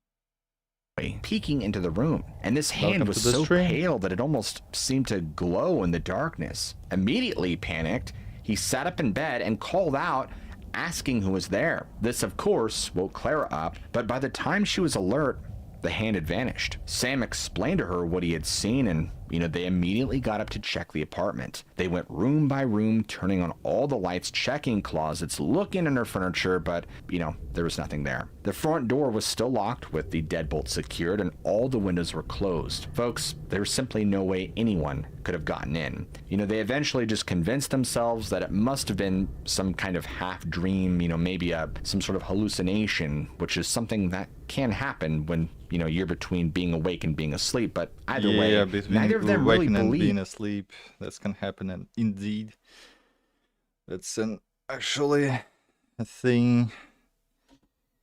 that explanation. And so a few nights later, it was Clara's turn to see something. And once again, it happened at exactly 2 in. Clara got up to get a glass of water, and once that was done, she headed back to the bedroom. Once she started to get to the hallway, she saw a figure of a woman in the doorway up ahead. Now the woman was just standing there completely still, peeking into the room, staring at Sam as he slept. Of course, Clara wanted to scream, but before she could even process what she was seeing, the woman was gone. So she ran back into the bedroom and woke up Sam. And they again searched the entire apartment, and they found nothing. The front door was still locked, all the windows were still closed, and there was still no explanation for what Clara had seen. Now, this went on for months, and strange things continued happening. One morning, she was making breakfast when a glass suddenly fell from the counter and shattered. There was no one near it, it just fell. Weeks after that, I saw actually the video of making fun of these kind of ghosts appearances when the ghost is randomly like, oop, he just fell down, and it was hilarious. Exact same thing happened with another glass. Clara felt confident that she could rule out the possibility of a draft or, something like that. Another night, Sam was making dinner and he went to grab a knife from the cutlery tray, but the knife he wanted wasn't there. He knew that they had just washed it, so he asked his girlfriend if they had moved it. She hadn't, and they looked around the kitchen, but it was no use. Just when they were about to give up, they found the knife on the other side of the kitchen, placed neatly on the counter, which is weird. Neither of them had put it there, but fast forward to December, one evening, Claire was in the living room and Sam was in the bedroom. They both heard this loud crash from the kitchen, so they ran to see what was happening and got there at the same time, and together discovered that the dish rack had somehow fallen from the sink. 3 bowls and a pair of plates that had been drying in it now lay shattered on the floor, as if they had been picked up and tossed down. I mean, it seemed... Well, actually, how we're saying here, if the plates are crumbling down, that's the call for the happiness or something, that happiness will come, but not in this case, I think. Possible that the rack might have slipped, but given everything else that had happened in their apartment over the last few months, they seriously doubted that. Both were very creeped out by all this stuff happening, and they were seriously considering moving, but they had signed a year-long lease with some pretty substantial penalties for breaking it early, and they couldn't afford to lose that money. So they're like, you know what, let's just stick it out. We can do this. We only have another 4 or 5 months. Sanction.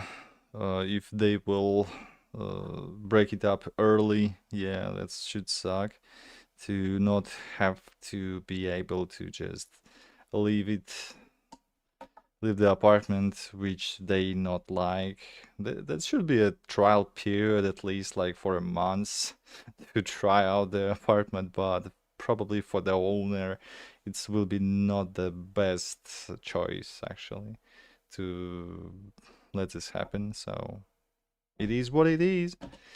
Left anyway, let's just, we'll be fine. Unfortunately, the situation, though, continued getting worse. Sam would go on to have horrific nightmares. He'd wake up screaming, covered in sweat, but he could never exactly remember what the dreams were about. But it got so bad to the point to where he was afraid to even sleep, and, he would purposefully keep himself awake, and he became very sleep deprived. Clara began catching glimpses of shadows moving in and out of the hallway, and she had to try to convince herself it was her imagination, but she noticed that even their cats were acting strange. And twice in 3 days, she saw both of them tearing out of the hallway at full speed like they were running from something. She didn't see what, but she could only guess. One night when Clara was doing the dishes, she heard the sound behind her, and as she turned around, she actually saw this glass lift itself from the sink and just drop onto the floor, shattering into pieces. However, just a few days later, this would be the worst. Clara was sitting all alone on the couch, reading, just trying to keep her mind off things, and she's really engrossed in the book she's reading, and suddenly, she gets this intense feeling that someone's looking at her.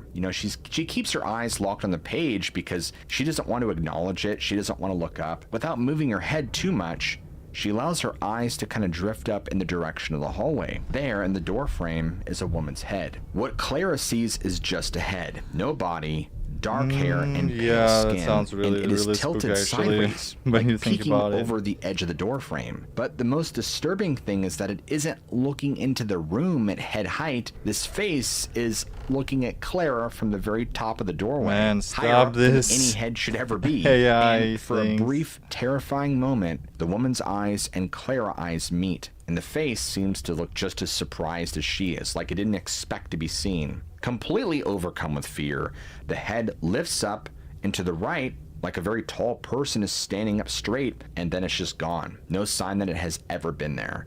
And as you know, she is just beyond scared. She's so scared she couldn't even scream. All she could do is just stare, and she begins to just disassociate. So when she finally comes out of this fear-driven paralysis, she grabs her phone, grabs her keys, and she just ran straight out of the apartment. She drove to her mom's house, and she's like, you know what? She explained to her mom what had happened.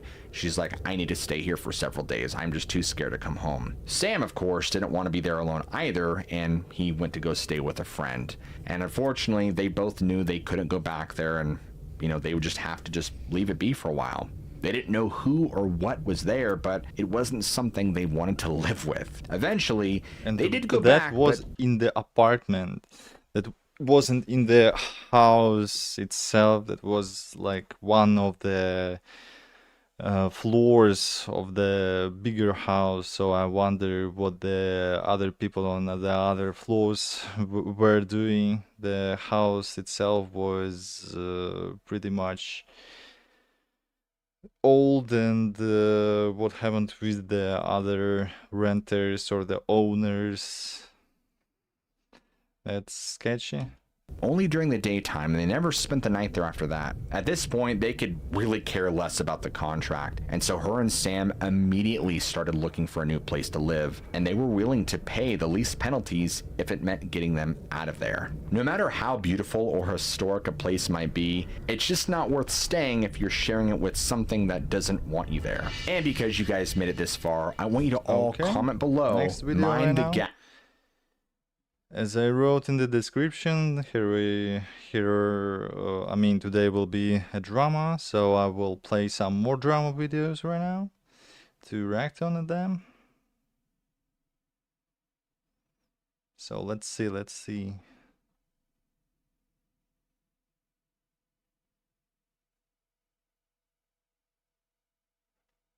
Oh, I found one actually. The satanic ritual site. What the fuck?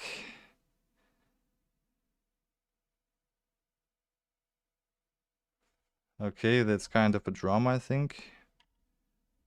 30 minutes of the craziest creepy encounters told on the Joe Rogan podcast. Satanic ritual.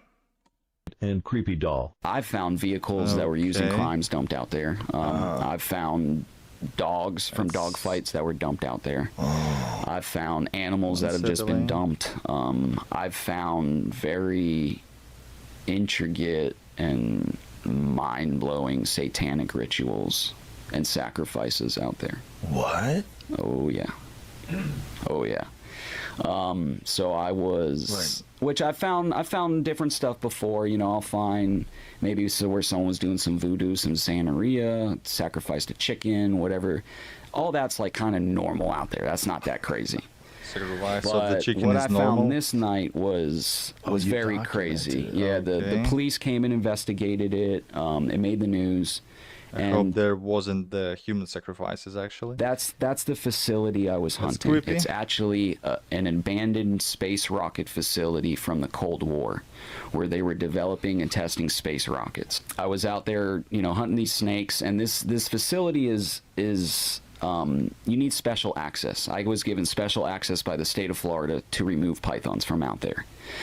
And nobody can just go back out there, but people do go out there, as you can see from the graffiti and different stuff urban like explorers, that. I Usually to guess. do stuff that they're not supposed to do. There's a lot of crimes committed out there. There've been murders out there, gang initiations, all kind of stuff. So they have a pentagram that's... So yeah, it's a whole thing. So we go out there. It's The actually first thing really I keep, looking like the house in which I was going when I was a kid, just exploring some how it called the place beneath the house where the pipes, where all these storage of the house is actually placed. Then I went to the actually this place for a little bit, and I saw the satanic symbols, and it was really dark as well, and I with the friends was scared as shit when we was just staying right there and tried to not shit ourselves. And it was also the single chair in the middle of the place, and it was really freaking spooky. So yeah, that's better to not walk there. that usually to do stuff that they're not supposed to do. There's a lot of crimes committed out there. There've been murders out there, gang initiations, all kind of stuff. So they have a pentagram that's... So yeah, it's a whole thing. So we go out there. The first thing I came across was a big rock pile with a upside down wooden cross on top and a bunch of red spray painted upside down crosses all over. And you could tell the cross, I think, was burnt a little bit. And it wasn't, you know, crazy, super crazy. It was like, oh, this is new. You know, this wasn't out here a few days ago. And then I found this little doll. And yeah, the dolls are really freaking as creepy. I kind of investigated I don't that doll like the more, dolls. a little red scarlet snake actually came up and wrapped around her neck. And I picked up this, there it is. I picked up the scarlet snake, and This snake is brought up by somebody from the from their house, or it's just the naturally living snake in these places. I cannot tell. which, you know, is kind of weird that there's a live snake, a red snake on this doll. Oh, okay. And I've caught a lot of snakes in my life. And that is the only one that was bleeding out of its anus. There was blood coming so it's probably has been touched by these eel people. out of its beehole. Which, you know, I don't know why, who knows what. It was a little weird to me. And then the night just kind of gets weirder from there. You see the red lettering. There was a big Latin saying, like 100-foot long pretty much, on the road. I drove over it. We later translated it to, turn around, run, hide, he is watching you. Go further into the complex and there's these big abandoned buildings. I go into the building, you know, still just python hunting. Like, you know, who knows what these kids are doing out here. I thought it was strange, the Latin. Your average kid just messing around don't know Latin sayings like that. I mean, why the hell would you even go to the python hunt in the abandoned building? Who needs to hunt the python in the building where nobody lives, basically? What's the point here? Maybe to clean this up and make this building not abandoned, and maybe destroy it and build a new building, but I don't think that's the case, actually. Then I come to this big room where there's the big pentagram. In the middle of the pentagram, there is a three-legged plastic chair with a blood stain in the bottom of it, where you could tell something was killed, sacrificed, whatever. On each wall, there's 3 walls. On each wall, there's upside-down crosses, Latin sayings, and all kinds of stuff. As I'm kind of walking into the room, which, you know, I don't want to sound like a psycho or anything, but that doll from earlier grabbed my leg. I don't know if I kicked it, I didn't see it, or what, but that doll from the rock pile somewhere else, I don't know if it was another doll or what, I never seen that other doll. I kick it, it seemed like it grabbed me. It's that same doll from earlier. Same thing with the cross on its forehead, the one eye cocked over, the other eye messed up. And so, you know, it's very, very weird to me. It kind of like scared me. So right next, it wasn't there, and then it was there. So I didn't notice it. I didn't notice it. You didn't carry it over there. No, I didn't touch it. So did anybody else? Was anybody else with you? I had 2 guys with me that didn't even want to get out of the truck when they seen the first thing. They stayed in the truck. So the same doll that you saw on the rock pile somehow made its way to where you were? Yep. I don't know if it's a duplicate doll or what, but it's same. Was there more than one of those dolls? Only doll I seen. Only doll I seen. I'm not big on the whole supernatural thing, so I'm real doubtful of it in the first place. Yeah, but of course. To me, it was the same doll from earlier. I did not see it until it hit my foot. Things. Right next to that doll, there is a saying on the ground that says, "The omen will follow," which to me was like the creepiest thing of the whole thing. Was what is like, the omen, you know, that if I'm not the native speaker, so I will Google it. Like omen, like what the hell is this? Is that something spooky like? Ah, okay. It's not that spooky. you interact with any of this spirit's gonna follow you. Very strange, spirit, right? okay. Very strange. As we go through, there's all kind of different stuff. In one of the rooms, there's a sleeping bag with something inside of it. I don't think it was a body, anything like that. Police went out there, investigated it. I didn't investigate further past that. Something was inside the sleeping bag, and on the walls there was, looked like red spray paint, and it said, she was only 9, we gave her to the devil, like basically talking about sacrificing a child. Oh no, man, just what the fuck? Have this little girl's I dislike gown it. I that's really dislike nailed it to the wall strongly. with like a dark red stain on it.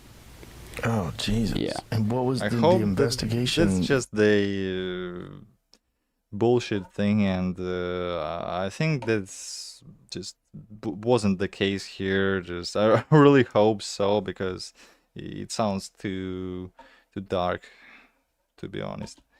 Did you follow up and find out what they found out? I never heard anything from it. I'm assuming they never found much from it because I never heard anything from it. Did they know it was human blood that was in the chair? I don't know. Or on the... I don't know. I would like to think it's red spray paint. Spray paint or the chicken blood or whatever. Yeah. So, you know, we continue on with our hunt. We end up starting to get out of there. The guys are like, dude, we want to go. We don't like this shit. I'm like, all right, you know, let's pack it up. Let's go. So we start making our way out, and I see flashlights. I mean, there's one road in, one road out. There's a gate at the end of it. You can't drive a vehicle in, and I mean, we're miles out here. You have to drive miles to then walk miles, right? So I see this flashlight bouncing on the side of the road as I'm driving out, and I'm like, who the fuck is this? No, I've never seen anyone out here in my life, ever. Getting closer to him. I have my pistol in my truck. I put my pistol on my lap, you know, just in case. As I'm getting closer, about to kind of pass the guy's like, Mike. It's my name. And he's like, I love your Instagram. I was like, Hitchhiking after midnight. Okay, the stranger who wanted more. I never talked growing up. What is he doing? I was the kid in the corner, and like girls would form groups and talk about which guy they want to fuck, and I wouldn't even be. They're like, Dave's sitting right there, and they're like, yeah, he's not even on the fucking roster. And I'm like, so I go, wait, is this racist? Yeah, but what has it? How can I turn this around? What it did for me.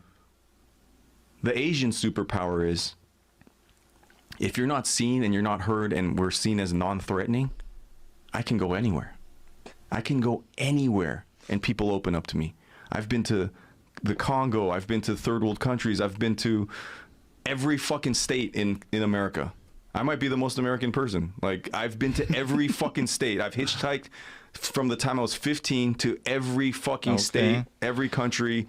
And I've talked and because he's actually looking like the triad or Yakuza member, so I would not say that he's looking not threatening at all.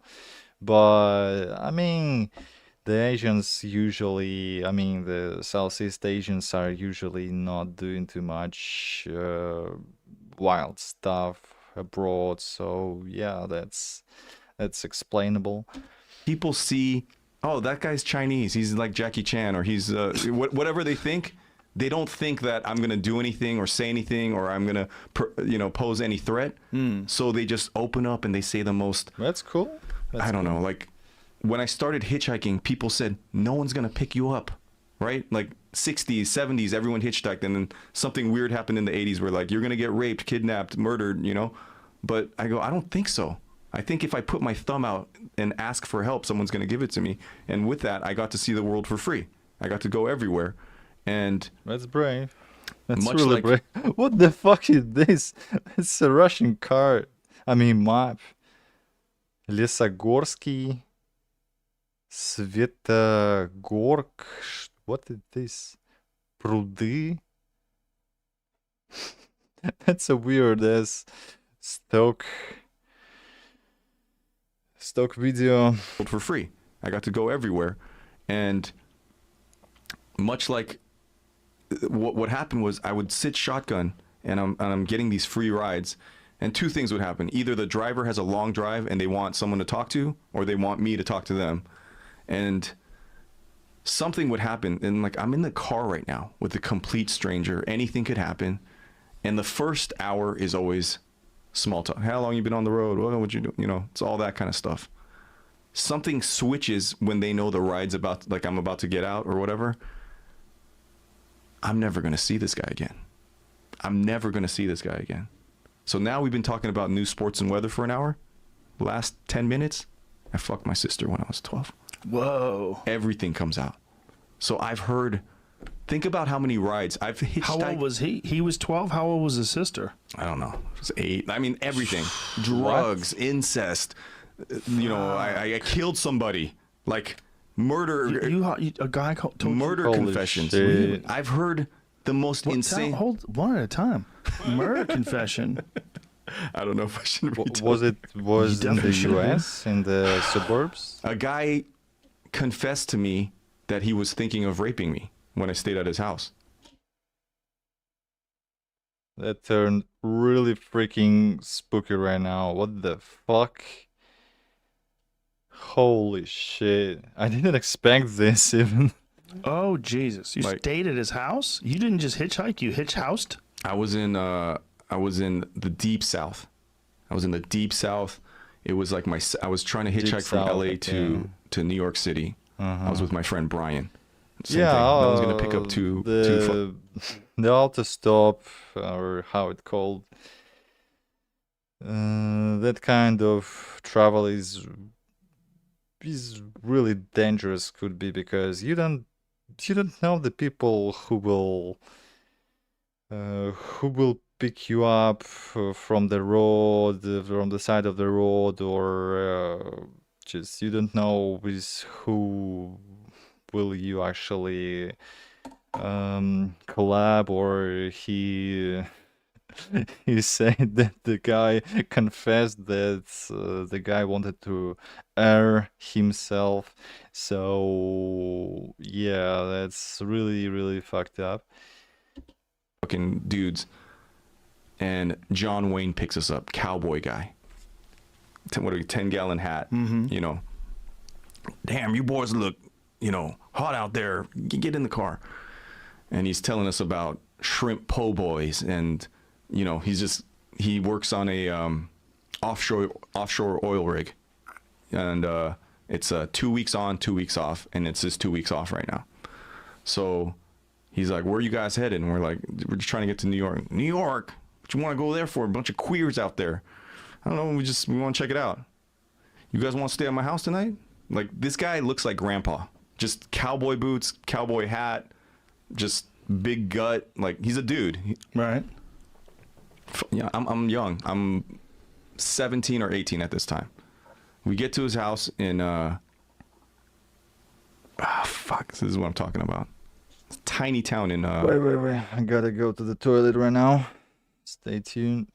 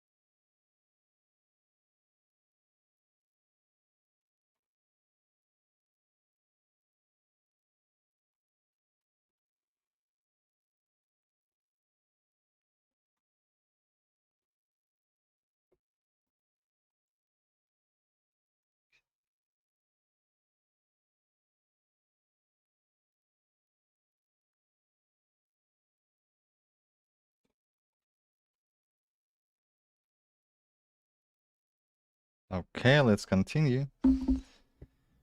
Streaming for 2 hours right now almost. And that's fine. Louisiana. Deep South. Okay. Like, we get in his house, Die Hard movie collection, Rambo movie collection, shotguns, and lube. Just a dude, just a man's man. And he has and his part-time job is an anesthesiologist. But part-time anesthesiologist. Part-time and then part-time offshore oil rig. And I'm, this is summertime, Deep South, covered with like grease and mosquitoes, living outside on the road, hitchhiking. He's like, "You guys want to take a shower?" I'm like, "Fuck yeah." I'm the first one in the shower. And then I come out, I got the towel wrapped on. He's like, he made us like a frozen pizza or something. And there's a protest on the television. It's Sanford. This is 1993 or 94. There's a protest of something with gay people in San Francisco, and they're all protesting. And he's watching it. Actually, some people are thinking that in the 90s, all of the LGBT thing wasn't the peak and wasn't even the biggest representation of all of this agenda, but actually it was the LGBT thing, but it wasn't that much of an internet back then, so it wasn't that much popular to actually push this agenda, and I think in the West it was a thing, it was represented as well, not as big as it was, of course, in the 10s, but yeah, in the 90s, in the 2000s, and since the 90s, the LGBT movement has been quite of a strong thing. I mean, as strong as how could the LGBT movement could be. But I think all of this leftist cry has been rising after the Trump's election in the 2016, in the first Trump's election, because it was just easier to get the attention of, oh my God, the Trump is ruining America, and so on and so forth, and the people just started to rant out against him, and the leftist propaganda spread up really, really widely. I'm like, "What?" He's like, "I'm queer. You never see me out there protesting." And I'm like, "Oh shit!" And then my friend Brian, who's covered in grease and dirt, he hasn't showered yet. And I'm like, "Oh shit!" And I started getting my clothes on. And it's one thing to be gay, and then it's one thing to be picked up by like a big gay guy with a cowboy hat who takes you to his house. So here's the thing: I don't want to discourage people from hitchhiking. This is one weird incident that's happened in like 15 years of it. Once again, Hage. And then it's one thing to be picked up by like a big gay guy with a cowboy hat who takes you to his house. So here's the thing: I don't want to discourage people from hitchhiking. This is hitchhiking. Okay, that's how it's called, actually. Weird incident that's happened in like 15 years of hitchhiking. So he's like, hey, Brian, why don't you? It's your turn. Why don't you take a shower? 50 years. He's hitchhiking 50 years. And then it's one thing to be picked up by like a big gay guy with a cowboy hat who takes you to his house. That's the minor issue here. Here's the thing: I don't want to discourage people from hitchhiking. This is one weird incident that's happened in like 15 years of hitchhiking. Okay, 50 years. For 50 years, that one incident, that's actually a really, really nice overall experience he had about the hitchhiking thing. So yeah, I do think that he was quite lucky of his experience, if that's how he says the only occasional thing he had. So he's like, hey, Brian, it's your turn. Why don't you take a shower? No, I'm okay. I'm all right. You're filthy. Why don't you get in there, take a shower? He's like, no, I'm all right. I'm okay. And I go, oh, fuck. What do we do? You know, I do a little powwow in the corner. He's like, he's old. We can take him if he tries anything. We're tired. We were fucking so tired. We're like, he looks like he was like falling asleep on his couch. And he goes, he's gonna go to sleep soon. Let's just fucking stay the night. It's fucking air conditioned in here, and then let's leave first thing in the morning before he wakes up. I go, okay, fuck it, let's just do it. All right, boys, I'm gonna turn in. I'm like, yes. So we take the couch, and I go, let's sleep in a formation, and let's take turns. We should have just left. You stay up for an hour, and then wake me up. I'll stay up for an hour. And then we'll leave crack of dawn. You know. I had a pocket knife. So I slept like this. I took the knife and I put the thing like this, and I slept like that, and I stayed up for the first hour, and I see him walking around his room. The lights are on, and I'm like, this guy's not going to sleep. Midnight, 1 a.m. I'm like, what the fuck? Why won't this guy go to sleep? Putting his masks on. So I nudge Brian. I go, hey, it's your turn. I got him. I'm gonna fucking pass out. He's out cold. I'm like, fuck, dude. Fuck, man. I'm too tired, and I go, okay, I'm just gonna stay up the whole night. So I'm up. I'm like, guys are closing. Bring him back up again, gripping the knife. Yeah, he should have just left. Sometime around 5:30 in the morning or something. Oh, jeez. My eyes are closed, but you know when you feel someone. Mm-hmm. So he comes out of his room, and he's standing there, and I could see, and then I go, oh shit, and then I grip the knife. And I go, this is it. This is it. It's going to happen right now. And he just leaves. He goes out the door. And I go, oh, fuck. Like, and then I wake up Brian. I go, Brian, actually. Let's get the fuck out of here. He's like, what's going on? He's like, dude, he just left. He's like, okay, I'm going to take a shower then. I'm like, what are you talking about? He's like, if he went to the store or something, like, he's not gonna get some duct tape. tape. He's not gonna be back for. I'll jump in and jump out. I go, dude, let's just go right now. Like, I don't know if he was jerking off or what. Like, I had my eyes closed, but he was standing right there, and he's like, I'll be quick. So he runs in, takes a fast shower. We get our clothes on, and like just as we're walking out, he's like, hey, he like pulls in. You guys are leaving without saying bye? I just went to the market to get some eggs for breakfast, and I'm like, oh fuck, dude. So I'm like, I have the knife in my hand the whole time. I go, like, it's that that's awkward. Thing where it's I'm really a awkward. Pleaser. You know, like I'll even put my own life at risk. Is that the same guy who said that he wanted to air them, or what? To, like, why did they actually spook so much? Yeah, sure, we'll have some eggs. So we go in, and the guy starts talking about his wife and how he works on this offshore oil rig with like a younger dude. It's just 2 guys running this whole oil rig, and the other guy just talks about how much he hates gay people the whole time, not knowing that this guy is. Wow. And then he just like all the other times I've been picked up, he starts opening up about how he was married, he has a bunch of children, and then he figured out he was gay, and then he's just like, I could see it. He knows we're on our way out. He's never gonna see us. Let's just fucking let it on.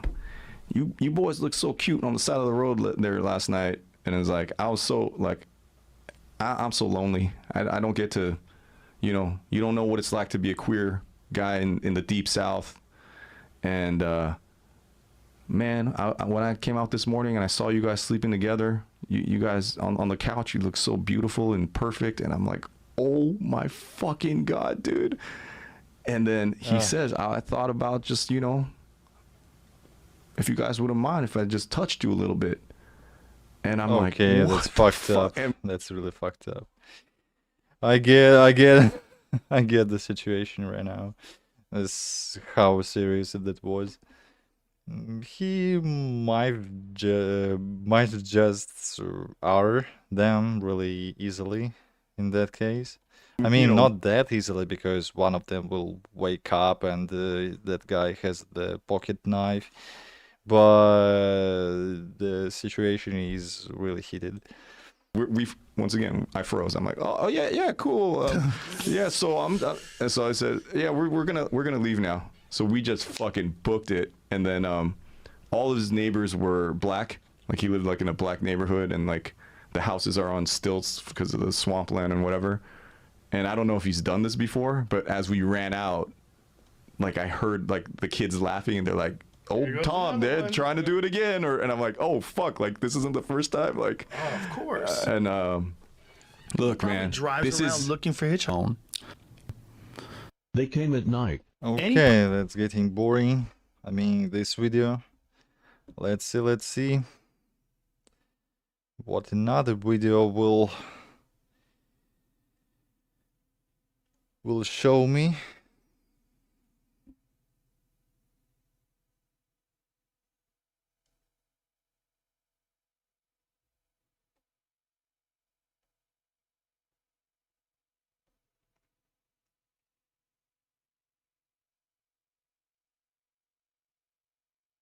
Actually, the fight between the Duplessis and Chimay will be in the next months, after the months. So I'm quite hyped up about this fight, though. So let's watch something about the MMA. Yeah. Here's the thing, you guys.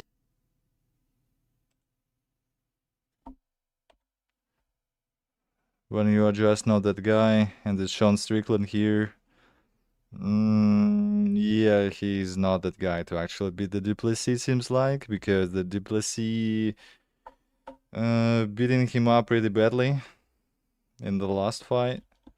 Sean Strickland loves to talk a big game, and if you're not familiar with who he is and just he's happen really to stumble sharp on the upon one of tongue, his rants, but you might think sharp in the spars with the influencers, which is really freaking coward behavior, and he's playing like, oh my god, don't touch me, when somebody's doing the hard spar for him. That's really two-faced and hypocritical and cowardly behavior, I think.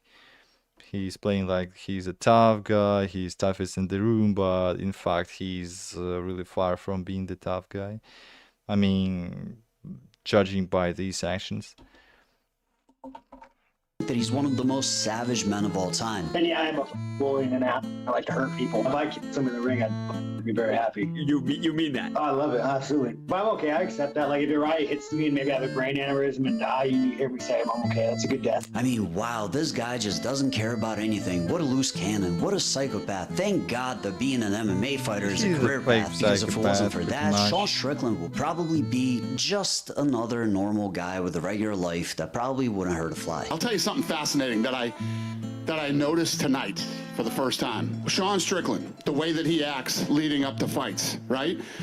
Normally when you have people who act the way that he acts, you see signs of it in a fight. There's never any hint of how he acts outside the octagon when he's in there. Absolute professional the whole time. It must just be his happy place or something. Huh? It must be his happy place. I don't know. Or this is all... You know what I mean? Look, here's the thing, you guys. I don't dislike Sean Strickland. He's been doing his unhinged act for long enough that I don't even find it annoying anymore, and at times can even admit that it's kind of funny. No man that beats off the cartoons is gonna beat me. But here's the thing about... Yeah, he was really goated here. About Sean Strickland, you guys. Your true character is always revealed inside the cage, just like Dana White said in a very basically. nice roundabout type of way. This is all...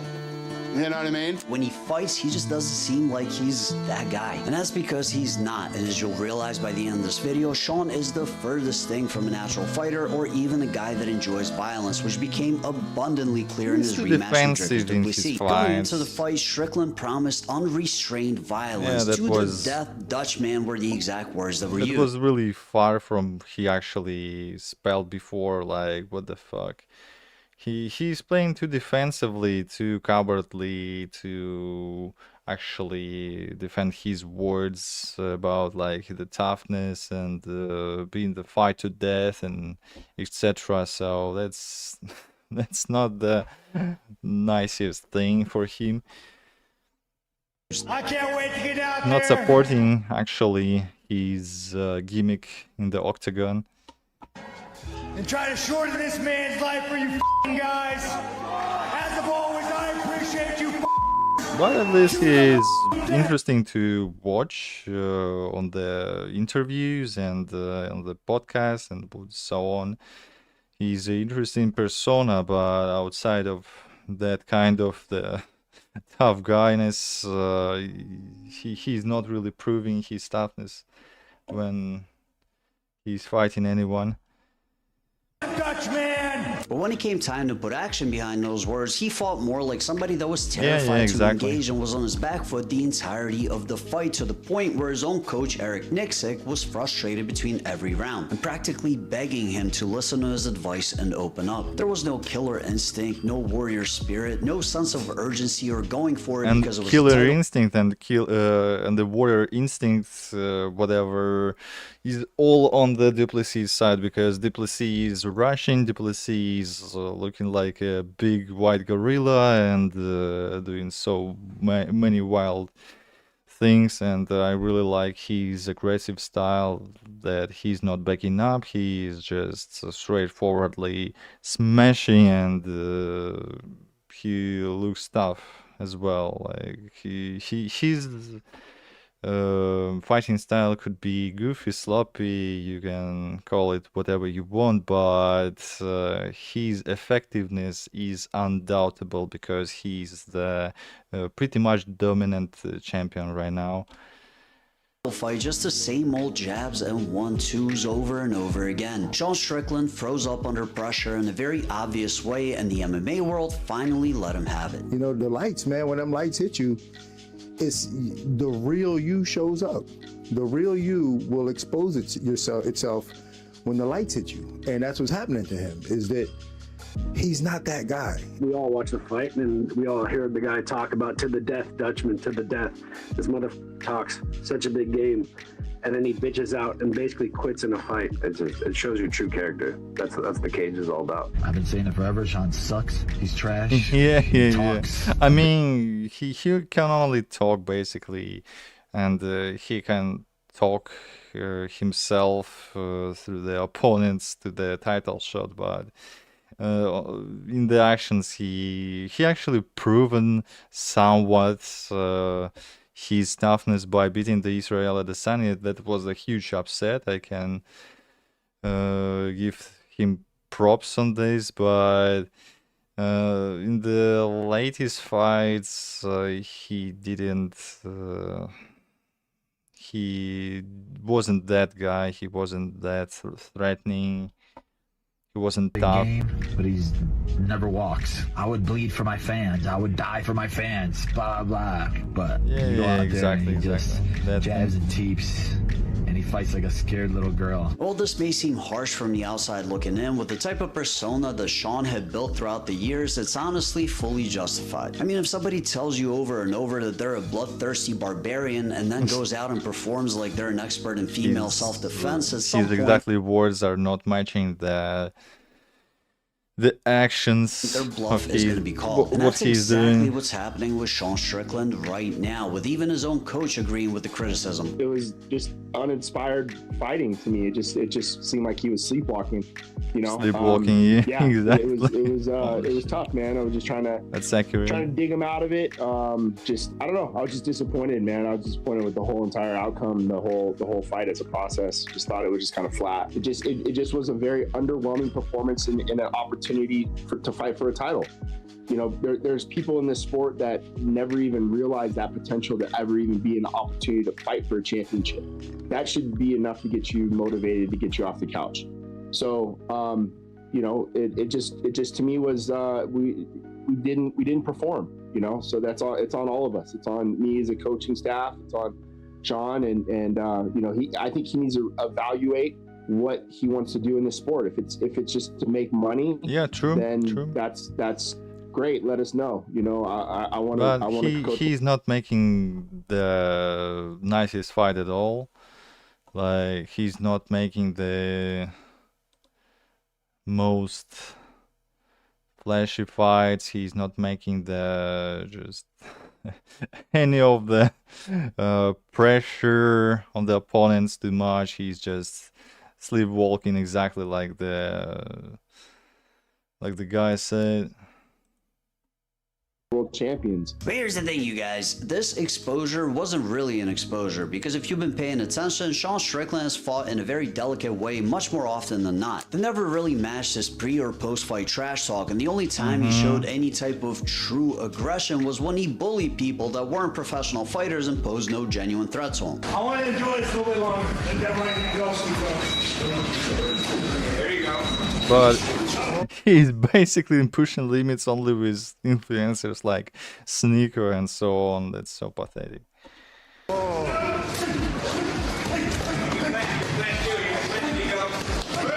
Most of the recent hype behind Strickland came from his fight against Israel Adesanya in 2023, where he won the belt by dropping he made the upset here.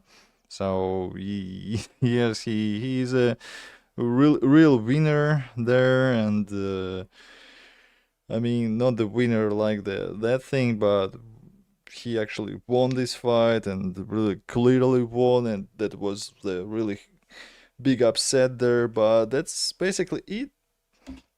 Outboxing Izzy for 5 rounds. But here's the thing, you guys, that was about the only performance of that type that he had, and in my opinion, it had a lot more to do with Israel Adesanya's inadequacies as a striker than anything that Sean Strickland did right. Because while Izzy is a great kickboxer, he always had problems with people that use boxing as their main mode of attack, and that got exposed way back at UFC 236 against 5'8" Kelvin Gastelum, where he got his bell rung several times in a hellish fight that he was expected to just win easily. Now, back then, Izzy still had the mentality of going out on his shield, so he overcame the adversity and ended up winning the fight. But the Adesanya that fought Sean Strickland had already failed at several of the goals that he visualized, so he no longer had the deluded mindset of winning being the only option because it was his destiny. So when things didn't go his way, he panicked, froze up, and was on survival mode for the rest of the fight. And I know that some people might think that saying that is way too dramatic, as he had just finished Alex Pereira in his previous fight, but as an Adesanya fan, I truly believe that that was the last great performance that he was capable of. And the reason he did so great is because he was extremely familiar with Alex, as that was his 4th time fighting him. They had bad blood, as Pereira had ruined his dreams twice, so Israel sunk every ounce of energy he had into that training camp to pull out that victory. And you could tell by the post-fight interview where he was talking straight nonsense about what he had to do, but that was the place he had to go to mentally in order to get it done. I've hacked my body, I've hacked my mind, I've hacked my spirit. I've done things this week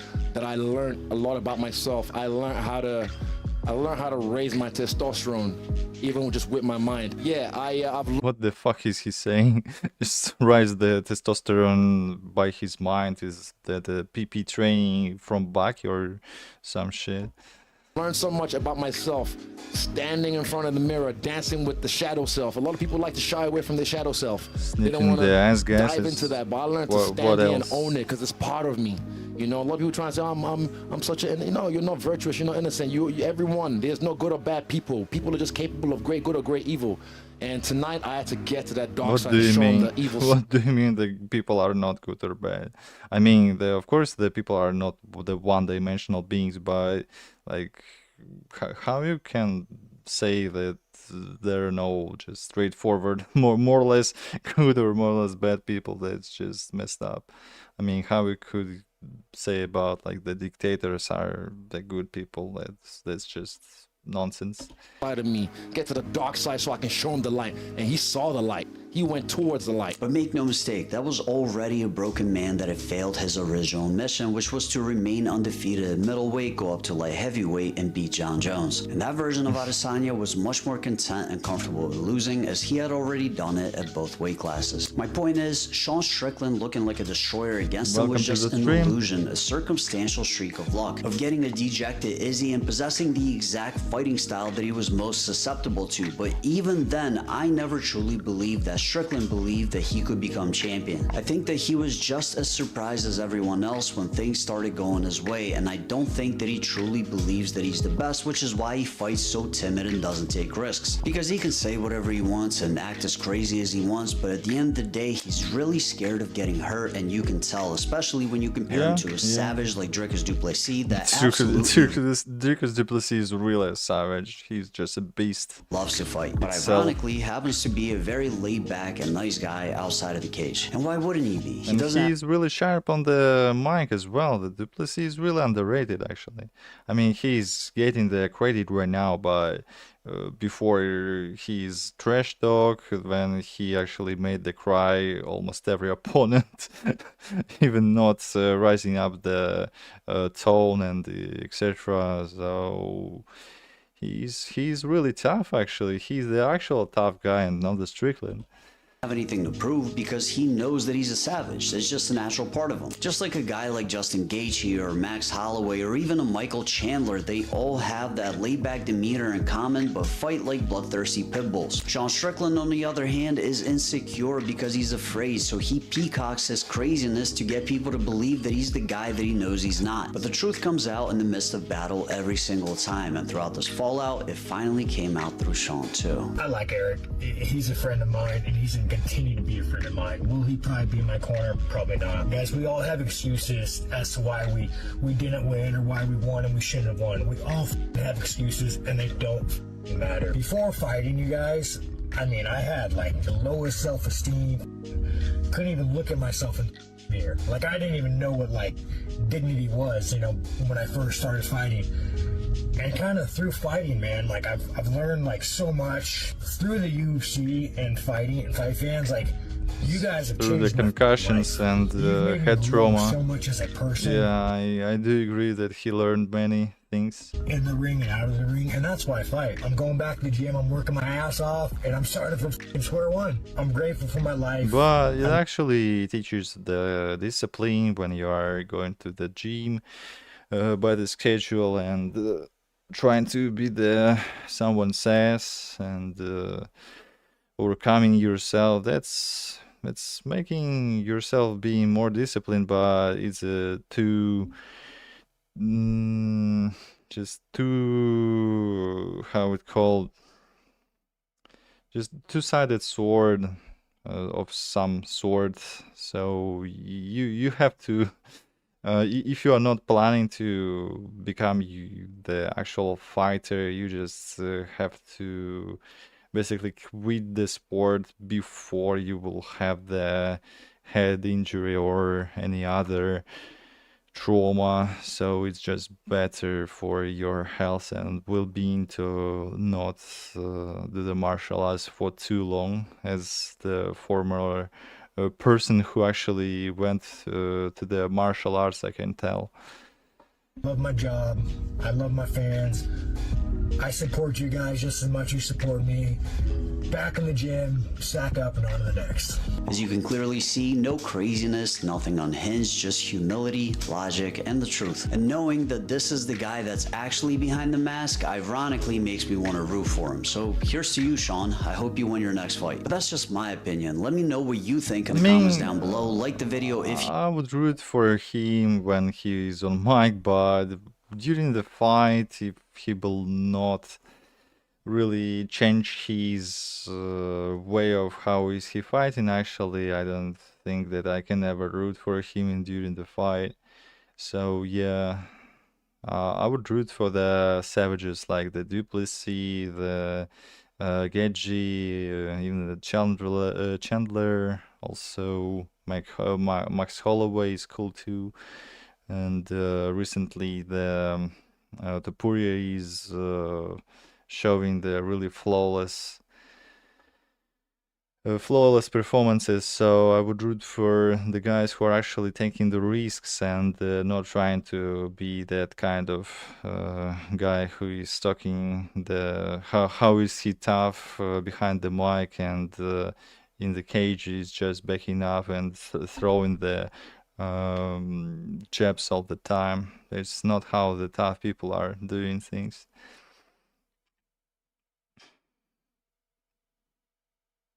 Talking about the CTE and concussions, gonna watch the video about the CTE is extremely the many effects of CTE in boxing / MMA.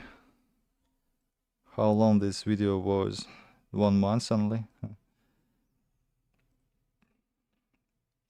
CTE is a really real thing, and you shouldn't underestimate it, even if you are going like I was on the boxing gym for about like 2 years. Even during this time, I was quite, you know, feeling the something is goes wrong with the just with the overall health condition and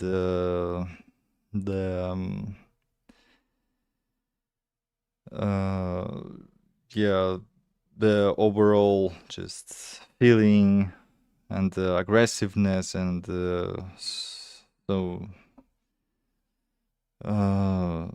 so forth. So yeah, it's just better to quit before you will have any big injury here. CTE stands for chronic traumatic encephalopathy, which is normally caused by repeated blows to the head, which naturally will happen in a sport that's built around punching people in the head, and it can affect fighters to different extents. In some cases, it can actually be funny to observe, but in practically every other case, it's tragic and one of the darkest parts to combat sports. First of all, in a lighter tone, Tito Ortiz is maybe the most obvious case.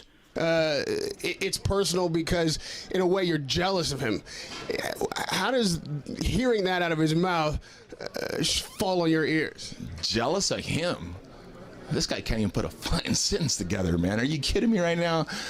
He's reaching for those grapes. He's trying to make his wine, and the wine's already sounding like a violin with that cheese and wine. He's really sharp here. We'll see on November 24th. Tito Ortiz may actually be a case where CTE hasn't really affected his brain capacity. Even as a younger man in the UFC, he's been one of the least bright people in the sport, and his interviews have spawned endless material. One of the toughest 185-pounders, #2 ranked. Yeah, he's actually speaking really well. As you guys get unlike older, is it harder to get your bodies into the shape that's required to go at each other? Not with me. I mean, I've only been off for a year and a half. I'm only 43 years old. I'm an old mature. I mean, I'm matured old. Old mature. Very fast, but at the same time, my body hasn't matured great, just because of my father's really old. My father's 80 years old. My grandmother's 100 years old. So my body is in great shape. But going out and doing the promo to sell a fight, and I don't think there's anybody in this business that does better than me. Maybe was it Gregor McConnor or Conor McGregor? He does actually a really good job. He's just misspelled a few times. That's fine. You have to consider that he's being punched in the face and head so many times, so Khabib it's just expected. Nah, God, Conor's just too damn good. Khabib Nurmagomedov. Just confidence is through the roof. There's fighters like Johnny Bones Jones, Conor McGregor. It's hard to pronounce for the Westerners that kind of names of the Caucasian people. I mean, from the people actually from the Caucasus, not just the white people. Menenov. And he texted me because there's another organization, Eagle FC. It's Khabib Menenov, if I pronounced the name wrong. How many times a week training did I do for this fight? I train 6 days a week. 5 days a week. I'll train 3 days a week. One of those days I will train 2 days of the week. So what? 6 days a week I'll be training. The fuck did he just say? I'm a totally different person than I was 12 years ago when we fought. I'm faster, I'm stronger, I'm younger. Unfortunately, he couldn't get this match How can be younger after some time? What the fuck? To sell some suits to make do on the car, but nobody had a size 52 stupid. Tito, all I can ask is what your rebuttal is to that, man. Go ahead and check my Instagram at Tito Ortiz 1999, and that'll answer that fool's complete gas. All I hear is gas coming out of his ass, and it's not his butt. Well, you know what? Actually, let me go ahead and find Chael Sonnen for you. I think I got him right about here. And on January 21st, Chael Sonnen is going to get smashed, as the way I do inside the cage. Kicking ass and taking names. With Chael Sonnen, you're next. Cannot wait to see it January 21st at the Forum in Los Angeles, California, and they'll be... I'm going to dominate. I expect no least than what I expect in my camp, what I've been doing in my camp. I want to tell me what you see. Let's go ahead and see it by the fight, what you saw in the ring. Now, is it true you're coming back in the fall, though, that the fight will be in the fall? Yes, it'll be in April. It'll be in April. I start camp probably around in the beginning of July. I think everybody's starting to believe your lies now. Finally, your lies are becoming truth, huh, buddy? I have my interpreter here for Fyodor Emelianenko. Everybody had question of what type of heavyweight you were. You showed it once on Tim Sylvia in 38 seconds. You've done it again against Andre Arlovski in 3 minutes and 34 seconds. Let me tell you how you're feeling right now. I don't drink alcohol that much. I think he knows better than Emelianenko how he feels. Much at all anymore. I don't think that Emelianenko actually can describe how he feels if he doesn't know the English language. You know, so maybe Tito was right there. Not compared to when I was in my 20s. I take care of myself now. Now it's about my kids. You know, I want to live. I want to outlive my children. Of course, 100%. And I just look at it as just I take care of myself on everything I do. Outlive his own children. I mean, if they will do the MMA or some dangerous sport, maybe he will outlive, but that's not what you should desire, actually.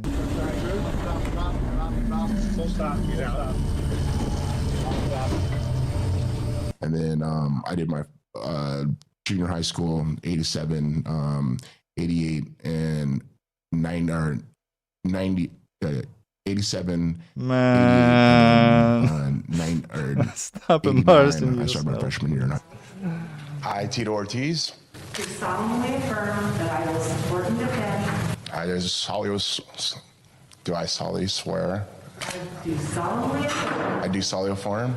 That I will support and defend. And that I will support and defend. I mean, that's a hard word. I would hardly pronounce it as a non-native. That I'm about to enter. He's native. As a council member of Huntington Beach. Thank you very much. Tito Ortiz is probably the only case where CTE is funny. As funny as his clips can be, Tito doesn't seem that bad of a guy, and considering he was the same before he retired, his clips may simply be a case of Tito not being that smart, and he finds it difficult to articulate himself. Moving on to the serious part of the video, one boxer that seems to stand out in terms of being affected by CTE is James Toney.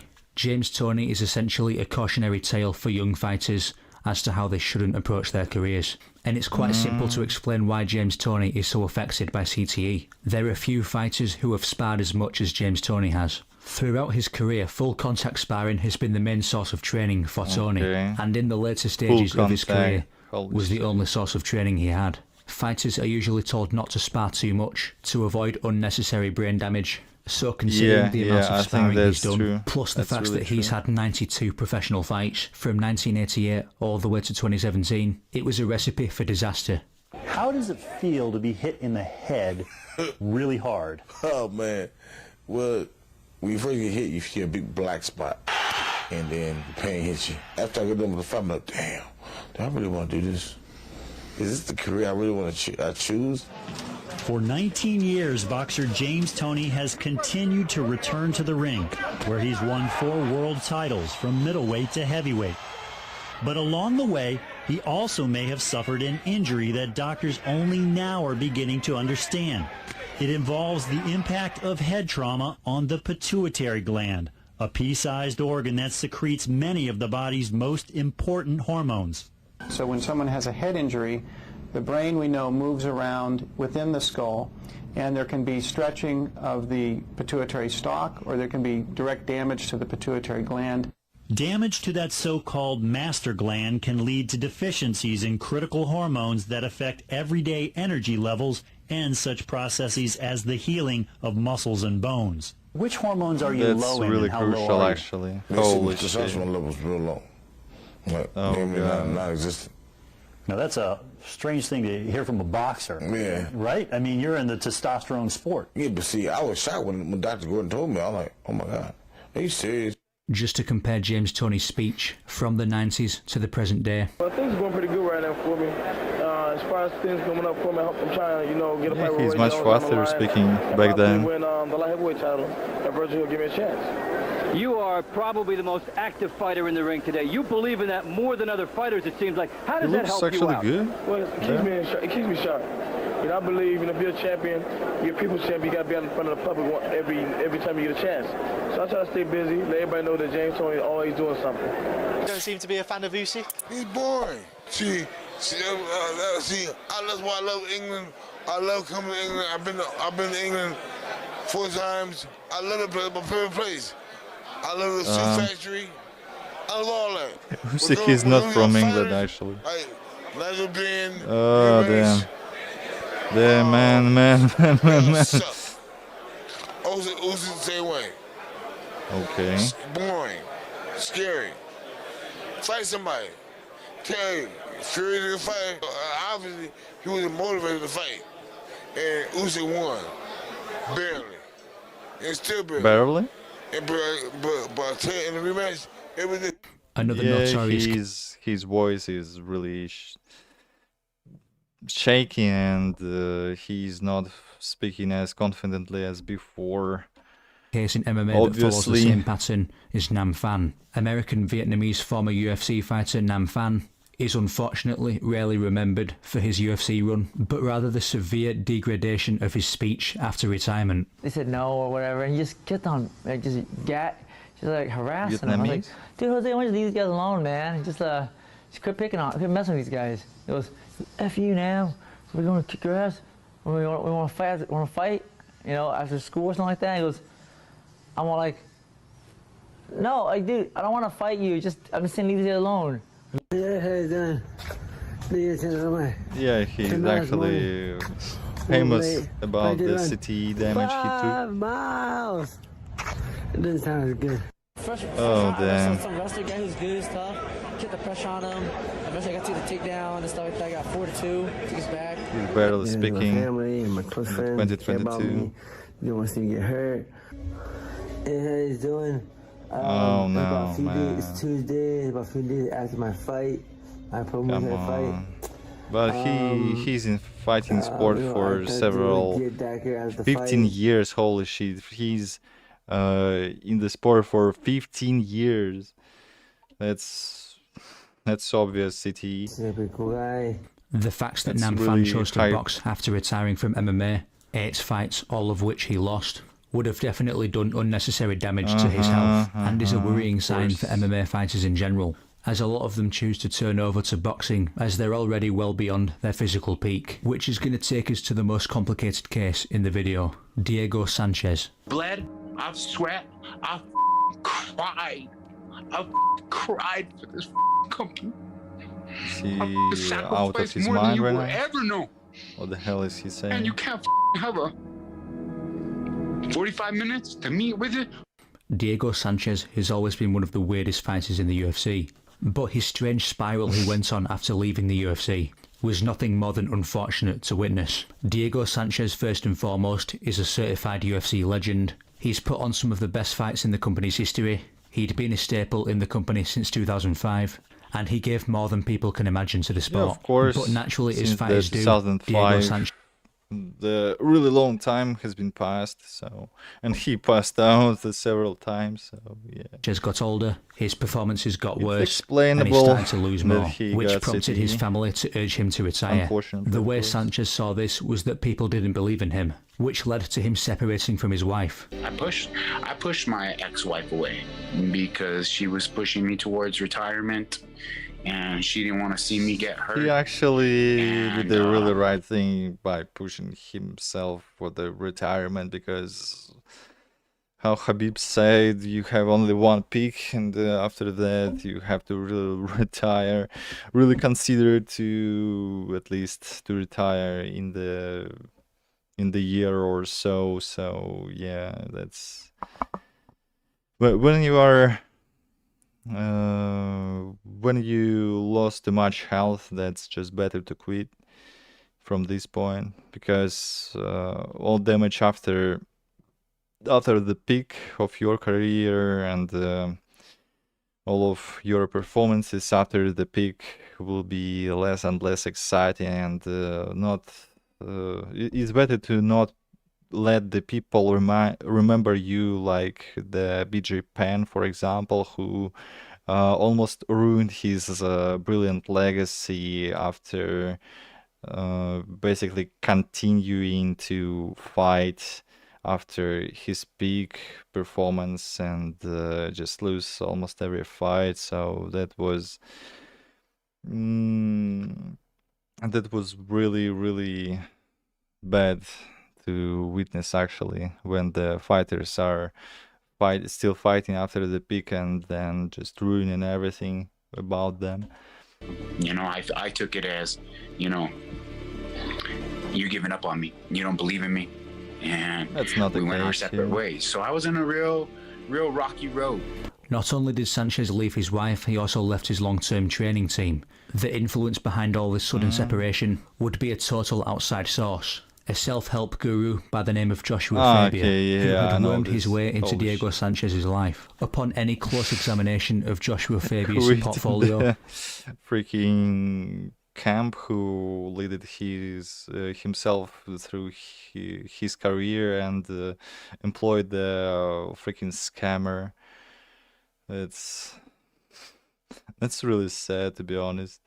It should be easy to tell what sort of scam he's running. Upon looking at his self-written biography, apparently at the age of 9, he single-handedly healed his grandfather's health issues, which included a stroke, brain aneurysms and heart attacks, despite no qualification in any of the areas. He's apparently a master of defence, protection, human rights, confidence building, meditation, athletic training, physical therapy, acupressure, Western massage and nutrition. He also apparently holds certifications in martial arts, personal training, military fields, stretch training and breathing.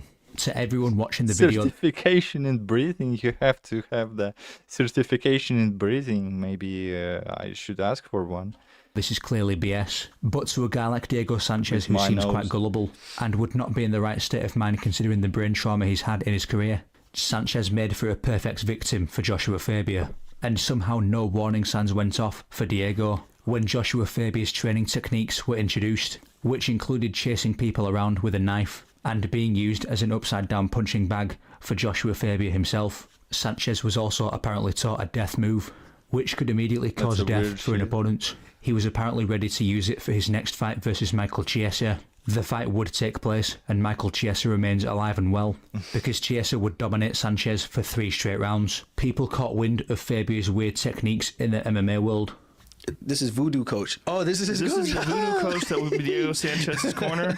No one else. This dude has no experience as an MMA coach, by the way. So this is the dude that's telling him to be like Tyson. He's being like water right now. You see that slip? That slip? Bro. Oh. Well, touch butt. Diego's such a strange guy, man. He might believe that this dude has magic powers. Because he was talking about I think a big part of Diego's success is his belief system, right? Diego just believes things. That's one of the bullshit duo masters, when he's just making the force fields and just making the just energy blast, and his pupils are just, oh no, he has been blasted. So yeah. He basically changed his own camp by these guys. That's so fucked up. This guy's amazing. Dude, what technique? Here comes an elbow. Oh, come on, son. Show me that. Oh, knocking people out. Another one. Bro. Oh, so good. Imagine looking at this guy and go, listen, fuck Longo and Sarah. That's where I need to be. If the training techniques and fight performances weren't proof enough, the fact that Sanchez was visibly out of shape every time he fought under Fabia should be enough proof for anyone that he's being manipulated, because his fighting performances have been nothing but disastrous for Sanchez, and learning to shadow box blindfolded certainly doesn't help. Despite all this though, the UFC was still willing to do Sanchez a favour. Because of the time he'd put into the UFC, they offered him a fight versus fellow legend Donald Cowboy Cerrone for a larger sum of money. However, in retaliation for some reason, Joshua Fabia decided to threaten the UFC with legal action, claiming they were sabotaging his career, and he planned on listing the amount of injuries Sanchez had since joining the UFC to make a statement about fighter safety and potentially win a lawsuit. However, by Fabia accusing the UFC of sabotaging his career, Fabia directly sabotages Sanchez's career. Because naturally, if your coach is threatening to sue the UFC, the obvious course of action is to cut Sanchez from the UFC. So after Sanchez linked up with Joshua Fabia, he's since performed terribly in his fights, looked terribly out of shape, and was ultimately cut from the promotion as a direct result of Fabia's actions. But Fabia, being as manipulative as he is, would somehow convince Sanchez that this was all just a big conspiracy against him. I'm gonna tell you guys both frankly right now, I'm fearful, man. I'm fearful for my life. I'm fearful that this company, this billion-dollar monopoly company worldwide, is gonna come after me. Something might happen to me in 2 years, maybe in a couple years. Maybe something happened. Maybe my truck fall. Maybe I wrecked my truck. Maybe something happened. Maybe I Diego overdosed on some suicide. I don't know, but I would not put anything past the level of evil that is within this corporation. Sanchez seems to fall further and further into the Joshua Fabia rabbit hole as he disowns family members to stay loyal to Fabia. And at this point, this is when the video started circulating of Joshua Fabia punching Sanchez in the head as a punching bag. This video was viewed as so ridiculous and also concerning that it became somewhat viral, and people started to urge Sanchez to get out, as he was... Yeah, of course, from this beating he should immediately get out. That's not just concerning, that's basically a life-threatening. What the fuck is this guy doing? Like, just punching him as a punching bag, really? Holy shit. In a cult-like relationship with Fabia. Somewhere along the line, Sanchez that's managed not just to see like sanity. That's exactly the cult relationships. Finally cut ties with Joshua Fabia. And in typical cult-like behaviour, Joshua Fabia starts a whole smear campaign on Diego Sanchez, claiming it was actually him who's been taken advantage of, making all kinds of accusations, saying he's got special needs, saying he's a drug addict, and claiming that Sanchez has thrown several fights in his UFC career. Thankfully, none of these accusations led to anything, and Diego chose not to engage with Fabia at all. Even online, he simply moved on. And as a result, we've seen Diego Sanchez in much better spirits. He's linked back with his family, and on that positive note, that does it for the video. Like and subscribe. Leave yeah. CT is a really big thing in the every martial arts sport, especially in the boxing, I think, and MMA as well. In the every martial art, which is more about getting up. Not, I mean, I'm a light top, but not as much. They won't, I think. Okay, 30. Is that good? Is that alright right now?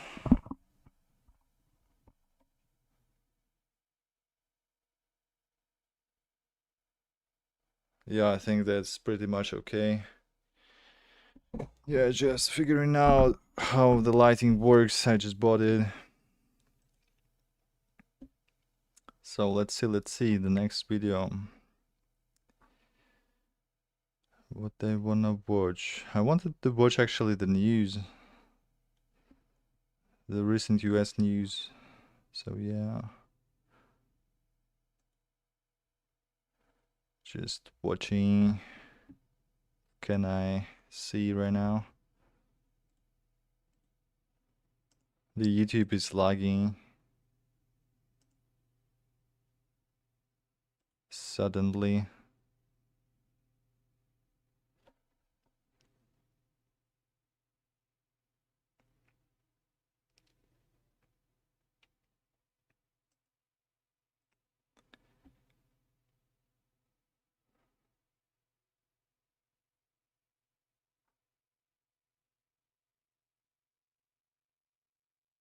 Okay, the immigrants are protesting in the U.S. still, in the California.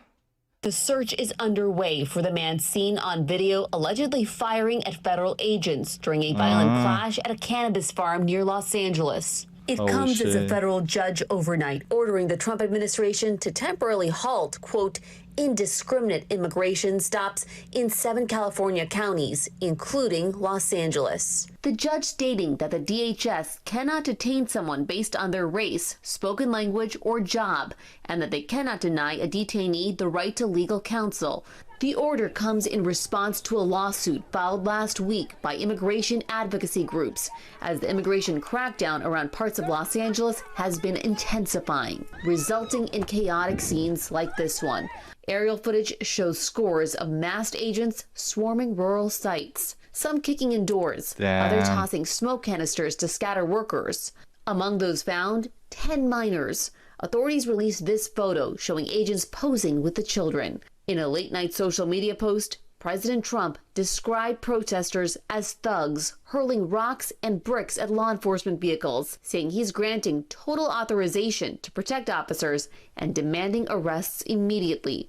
In Texas, a chilling new case. The FBI now offering a $25,000 reward for information on this man, accused of plotting a July 4th ambush outside an ICE detention facility. He's one of 12 people now charged in the suspected attack. Officials say fireworks were used to lure. And most of the people are actually white. Yeah, I think, except of these girl, all other people are white, so they are standing for the yeah, we do have the legal immigration. Let's make our neighborhood even less safe. Attack. Officials say fireworks were used to lure correction officers out of the building. Then came the gunfire. One officer was hit. An assailant who was positioned in the woods shot him in the neck area. And a separate shooting at the McAllen Airport involving U.S. Customs and Border Protection. New video shows the aftermath of a gunman unleashing dozens of rounds into the federal building before he was killed by law enforcement. The United Farm Workers say 11 people were injured during the raids, one of them in critical condition after falling off a roof, according to the family. Critics are warning the operations could fuel even more protests and could provide cover for individuals intent on targeting federal agents. Malika? Zareen, thank you. We'll certainly continue to update the stories. Okay.